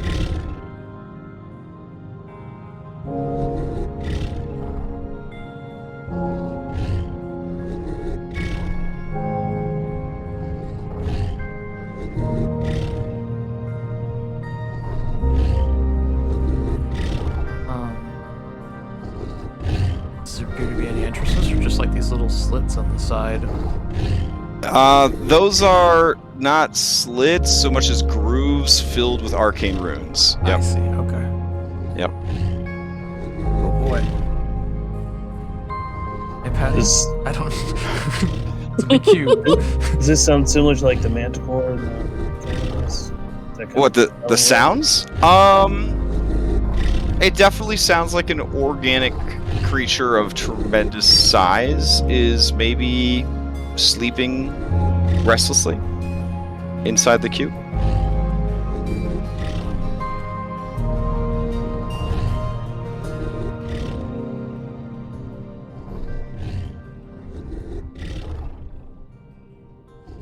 Well, I guess let's just...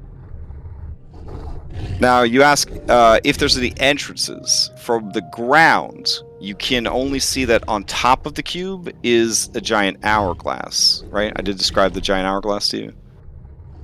Yeah. But you can't see other than the, I'd say, two sides that you currently see from your position. So there's the side that's facing the water, the two sides that are away from you, and then, of course, the top, which you can see in this picture, but you cannot see because you're down on the ground, even though you're up high on a rocky outcropping. You could climb to the top of this island and get a better view, or if someone's feeling brave, like they could, you know, take on a deep crow if it came after them, they could fly super high and get a peek, or you could use magic to get a closer view.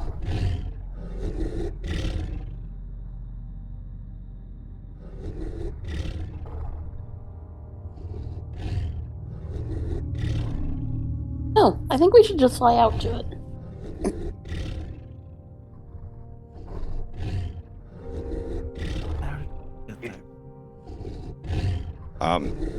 Bulbug goes, "'Cause he can fly! Come on, Anna! Jeez. Like, forget the coolest member of the Chosen? Come on, here, let me tell you from the beginning. So, originally, Philippocles was born to humble beginnings." And he begins to read you the entire story of Philippocles' life that he's been working on in secret. Very nice of you. How much you care. Yep. Then he had bread for the first time. It wasn't any normal bread either. It was stale, moldy bread. And he ate it anyways. That's the kind of tough guy Phil was, even as a baby. But then he had the toast later. He did, but you're skipping ahead. We have like 30 more years before he even gets called to join the Chosen. All right. I listen. So, okay. You needn't endanger yourselves. Give me the mean to fly. Means, and I'll look and see what's inside.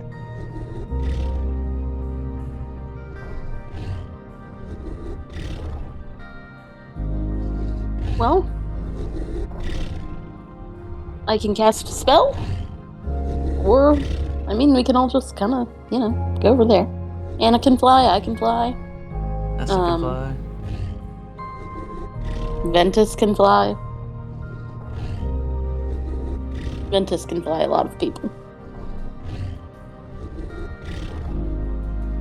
I can cast fly if I need to. All right. In that case, let's hero stack, and I will take you guys over there.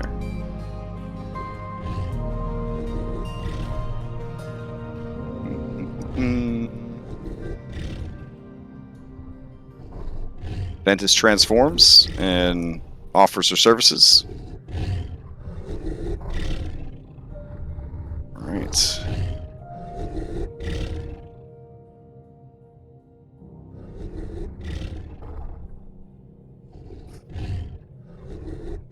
I'm gonna grab you guys and bring you over there.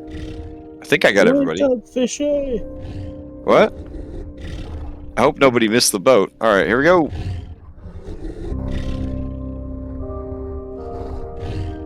Let's see. Doing a vision check, doing a lighting and weather check. All weather should be gone. I had to strip it out of the whole world. It's very sad. For the update. I could turn some on real quick. Hold on. Question. What? Is there weather here? Does it rain? Oh no. Chandra says it does not rain. That's good. And in order to experience rain, Lutheria will sometimes take her barge over to the Lethe River, you know, from the Deadfalls, and then let the waterfall kind of rain down on her barge so that she can experience rain, because she misses rain, and she has flowers. The flowers like non-deadly water. So, and he says this in a way that you could tell that he feels very sorry for her, despite the fact that she's pretty horrible. All right. I hope this works. Here we go.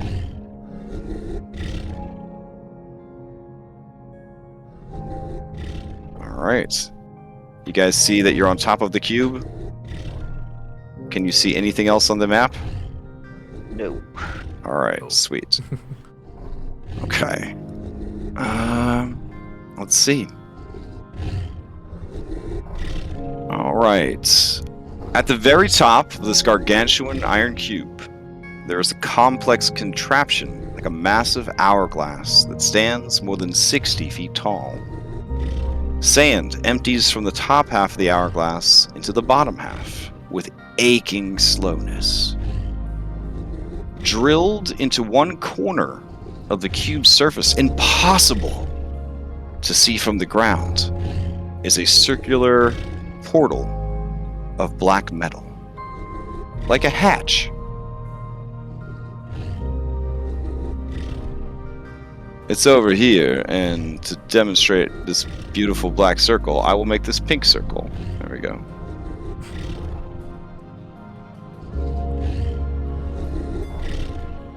The hourglass look half full or half empty? Oof.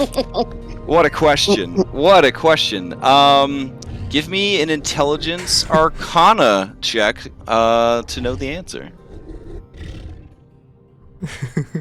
This is like how many beans are in the jar challenge. Anna, your heart is so big that you're very sure that it's still half full. That's good. I just want to. It doesn't look like it's about to finish counting. Whatever is. Plenty of time. Okay. It's fine. Okay, good. That's Does there's anybody else there's want been to roll an timers in arcana this, there's been check? timers in this campaign. I don't know. Sure, I'll if Anna points it out to me, I'll Oof. ask me to take a Okay, do you look. want me to just whisper it to you? Or do you want to Sure. jump into secret chat for it? No, you can whisper it to me. That's Okay. fine. Alright. Could I use my knowledge of hourglasses from our time at the? From working as a baby in the hourglass factory? Yeah, but it would still just be an arcana intelligence check. Yeah. Okay, hold on.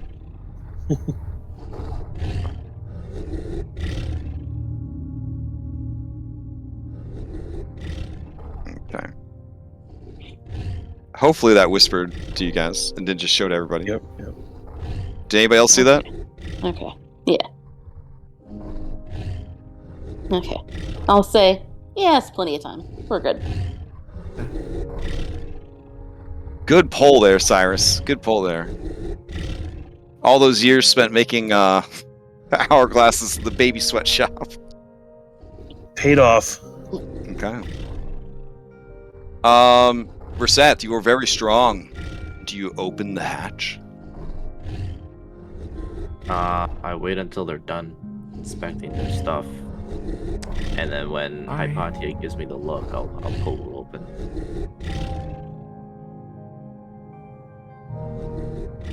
Okay. Is Hypatia giving me the look? Yeah. I pull it open. All right. You are possessed of a titanic strength.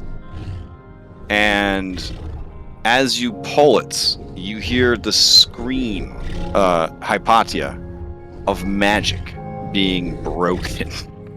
Oh no. Brissette, you pop the hatch, and there is a and you see a spiral staircase made of black iron that leads down into darkness.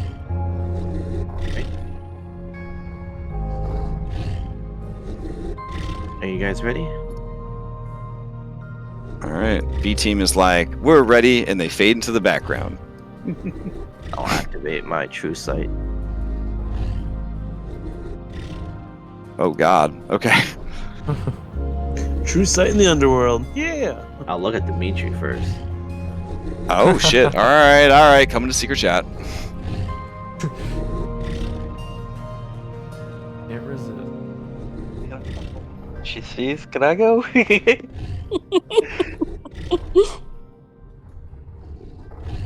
That's the roughest part. It's not knowing what she sees when she looks at us. Yep. not smart enough to figure out. I just wanted to know, if, like, does it look like once the hourglass runs out, like this thing will open? Or is it just symbolic? Yeah, I'm a little concerned, not gonna lie.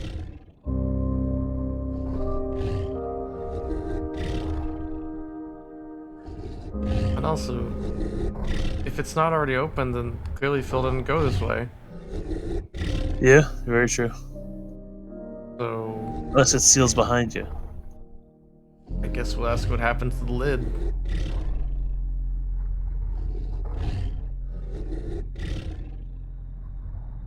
I don't know if he'll would put back the thing on top of himself if it was sealed magically.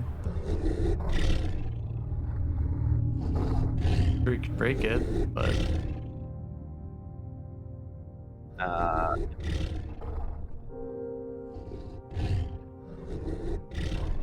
All right, so I will take you guys down the stairs. All right. Let's see. what happened to the lid? Was that just stuck it? Oh no, it's like hinged. It's like there. It's like, you know. Okay. Did it look like it Yeah. was already moved before? Not violently. No. Oh, okay. Yeah.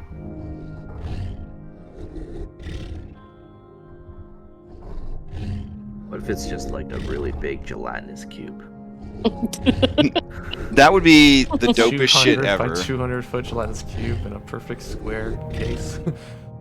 Okay. It's just the cube Skeleton mold. mold. Oh, and that's like a timer. It's not done yet. Oh yeah, they're baking a cake in there. Yeah, yeah. Oh. And we just caused it to fall flat. Oh. Checks out. All right. If it means anything, Dimitri will try and like lead the way down the stairs. Oh yeah, it's Okay. Dimitri. Can you see in the dark? I used to cast would this on my think friend so all the with these- time. Aw. Light. glowing eyes, but no. Okay. Yes, I would. All right. Okay, I'll cast light on his I'll weapon. I'll manually set that shit up. What color do you want it to be? Oh. Anna, I mean, dealer's choice. Oh, I see. It's like a really light red. Okay. Guess that'd be pink. All right. Thank you for that. I would have preferred blue, but it's okay. Let's see, light animation. Did you like the emo edgy kid? He would be like, oh, thanks, yes. All right. The blue's kind of like harder to see in the dark. You know, you need like a bright light. Ah, shit. It only moved one of you? Oh, there it goes. That was a weird rubber band. All right, you guys in there? Yep. Yeah. All right. Thing's hostile. Wow, what a question. All right, listen. First, you get this flavor text. As you descend the spiral staircase, your sandals ka-clank, ka-clank, ka-clank. I love these staircases, by the way. Ka-clank as you go down this iron spiral staircase. You are met by dark, gloomy surroundings. A sense of dread fills the air. You feel a strange presence before noticing two featureless humanoid statues standing motionless in the room. Behind each, a pair of double doors, also made from this enchanted iron.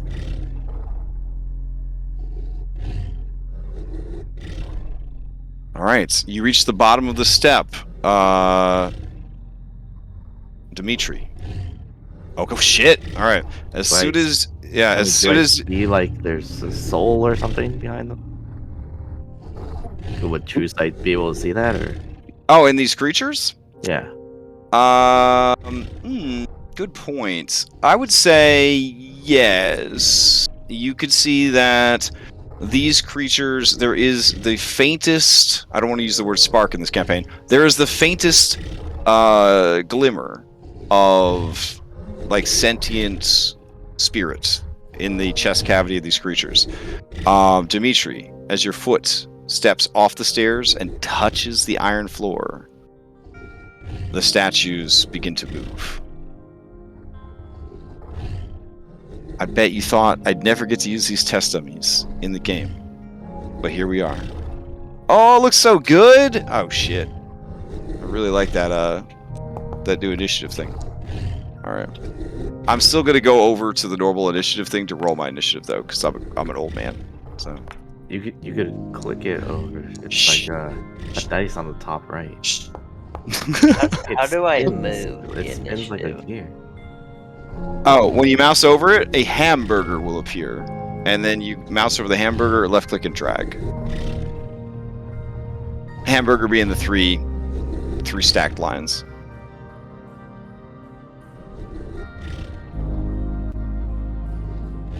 Oh, dang. Okay. And now allegedly you could click the red die and oh, there it goes. Okay. My robots, they rolled really bad. Alright. Let's see.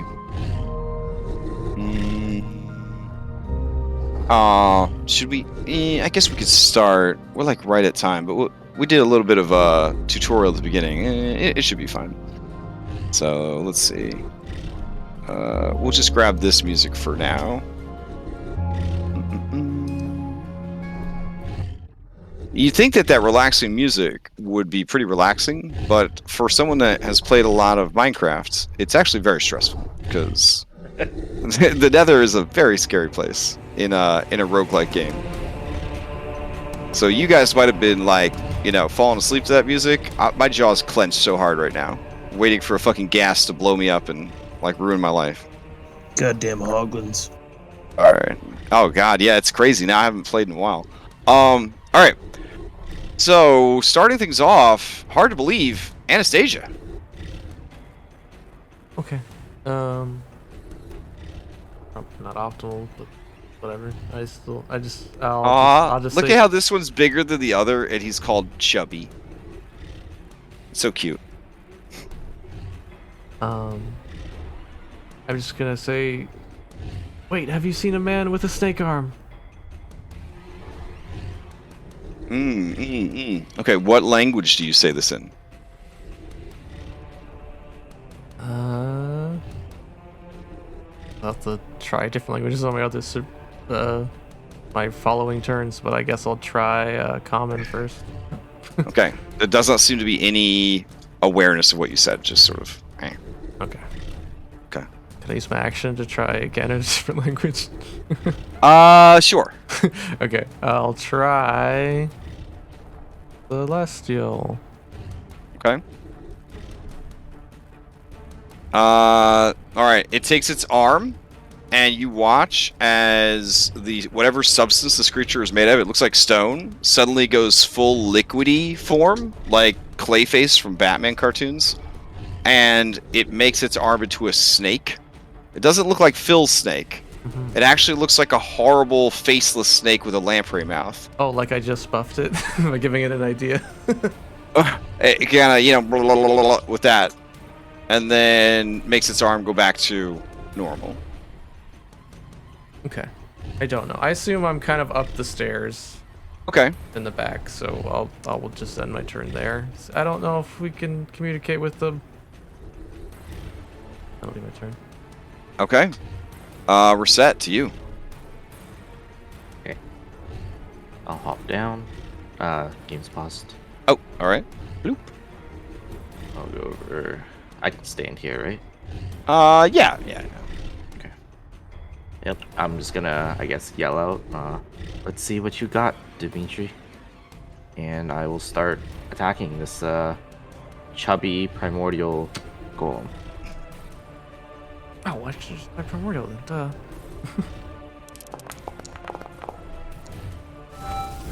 Holy shit. Off to a good start. Okay. Hold on. Let me see if I can activate this thing. It's like crit. My exploit. Oh no, I have to have advantage. Okay. So then I'll go with the second one.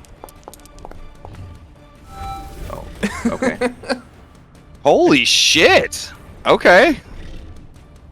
And let me target him so that it shows the things. A flurry of blows. Okay.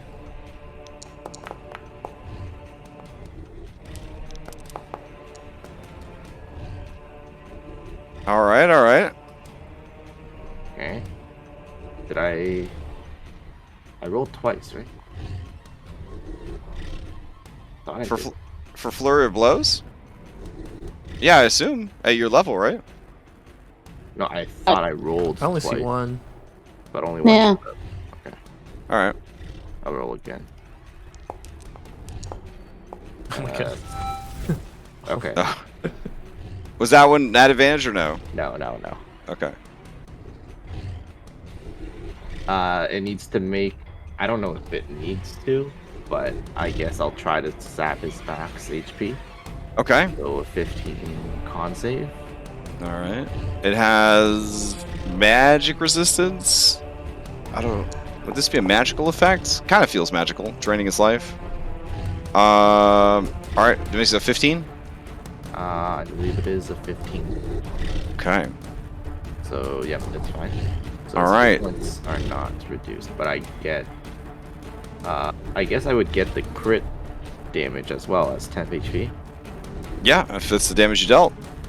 Okay. So I'll get 32 10 HP. And that's it. Okay. As you hit the creature, and hit it again, each time you hit it, it begins to look more and more like you. Nice. Nice. All right. Dimitri, to you. All right. Yeah, I'm going to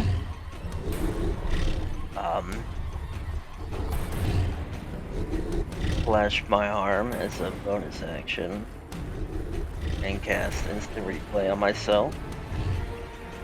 And then I'm going to make 2 attacks.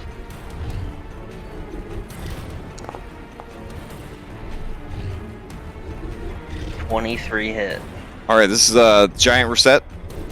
Yep. All right, that's gonna hit. Okay, and then I'm going to, as I slash into it, I'm gonna use my Torment ability to deal 20 necrotic to it. Oh shit. Okay. As I take 10 damage, as my blood pours over the creature. Then I'm going to make 1 more attack.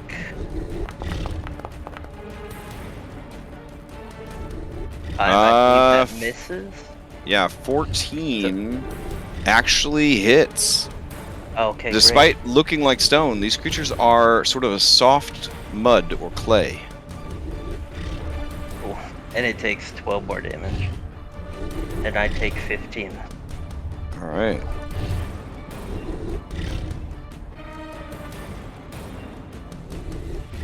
And that's Anything my else turn. from Dimitri? All right, shit.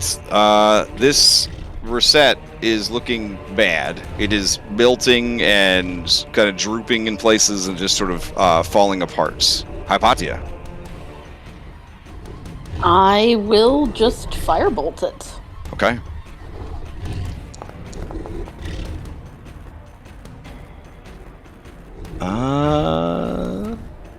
Okay. 15 definitely hits. As you firebolt it, you do damage to it. It takes full damage from fire, but you also see that you hardened it up as if you baked the outside of it, which would have raised its armor class had you not overcooked it and caused it to shatter Okay. into pieces on the floor. All right. Anything else from Hypatia? Nope, that's it. Okay. Let's see. You're up the ladder. You're the one that touched the ground first, and you're closest. So this golem is going to... yeah. It is going to go and attack you twice there, Dimitri. There we go. Alright. First attack. And second attack. Second one is a 22 for 22. And you got to make a Constitution saving throw.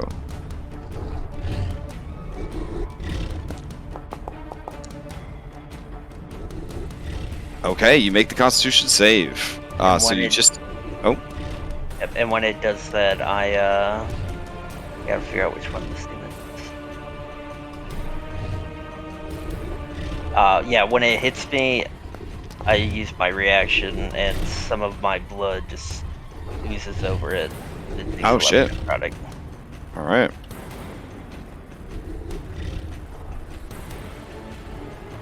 Okay. As your blood oozes over it, you can see its body ripple and then change into you. Cyrus, to you. All right.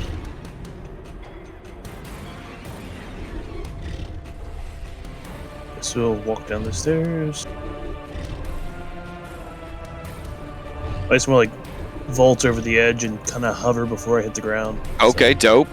All right. And then lay into the golem 3 times.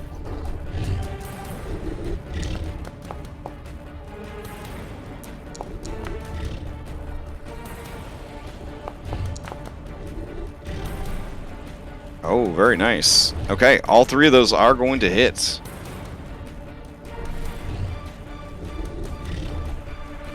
I'm going to save any extra abilities for what might be beyond these doors.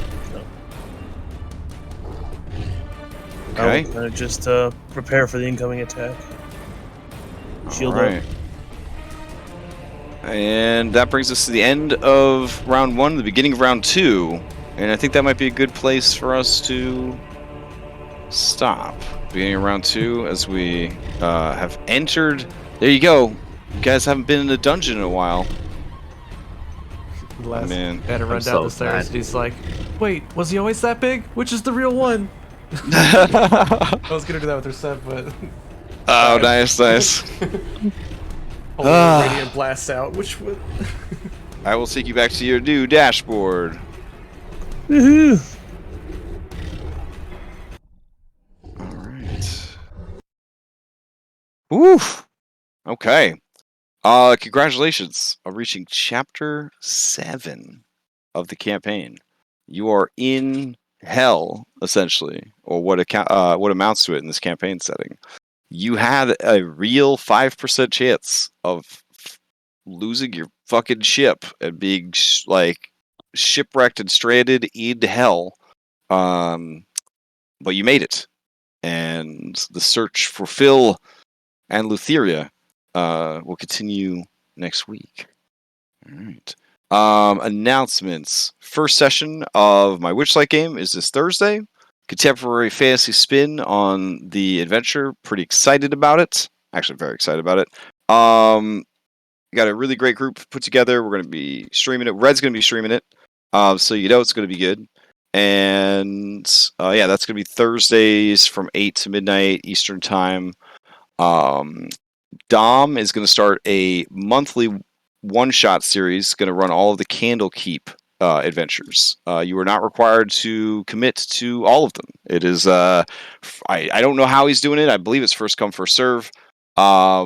It's kind of like how I ran with Hero Quest. So they are all interconnected plot lines, and you could play in every single one of them. And I believe once you play in the first one, you get like return rights, I guess. Like if you can't make the next one, then he goes to like the wait list or whatever. So getting in on that first one, if you're interested in playing the whole series, would be wise. He has not posted, I don't think, any of the actual information, but he's getting ready to start setting up for that. He does a good job, runs a good game. I heard Candlekeep is pretty fun.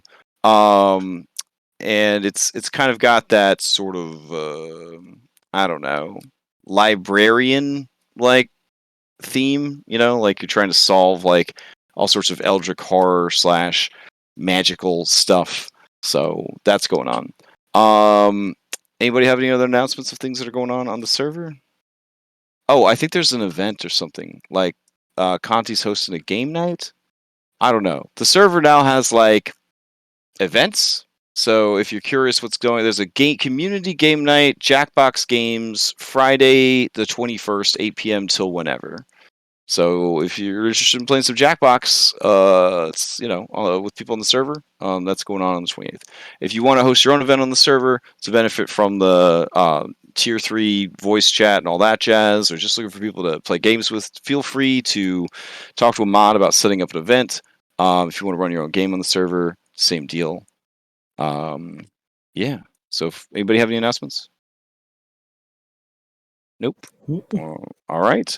Then we will adjourn until next week. Oh, hope everybody stays healthy and alive, and I'll see you next Monday. Night. All right, All right. bye everyone. Night, everybody. Have a good one. Bye.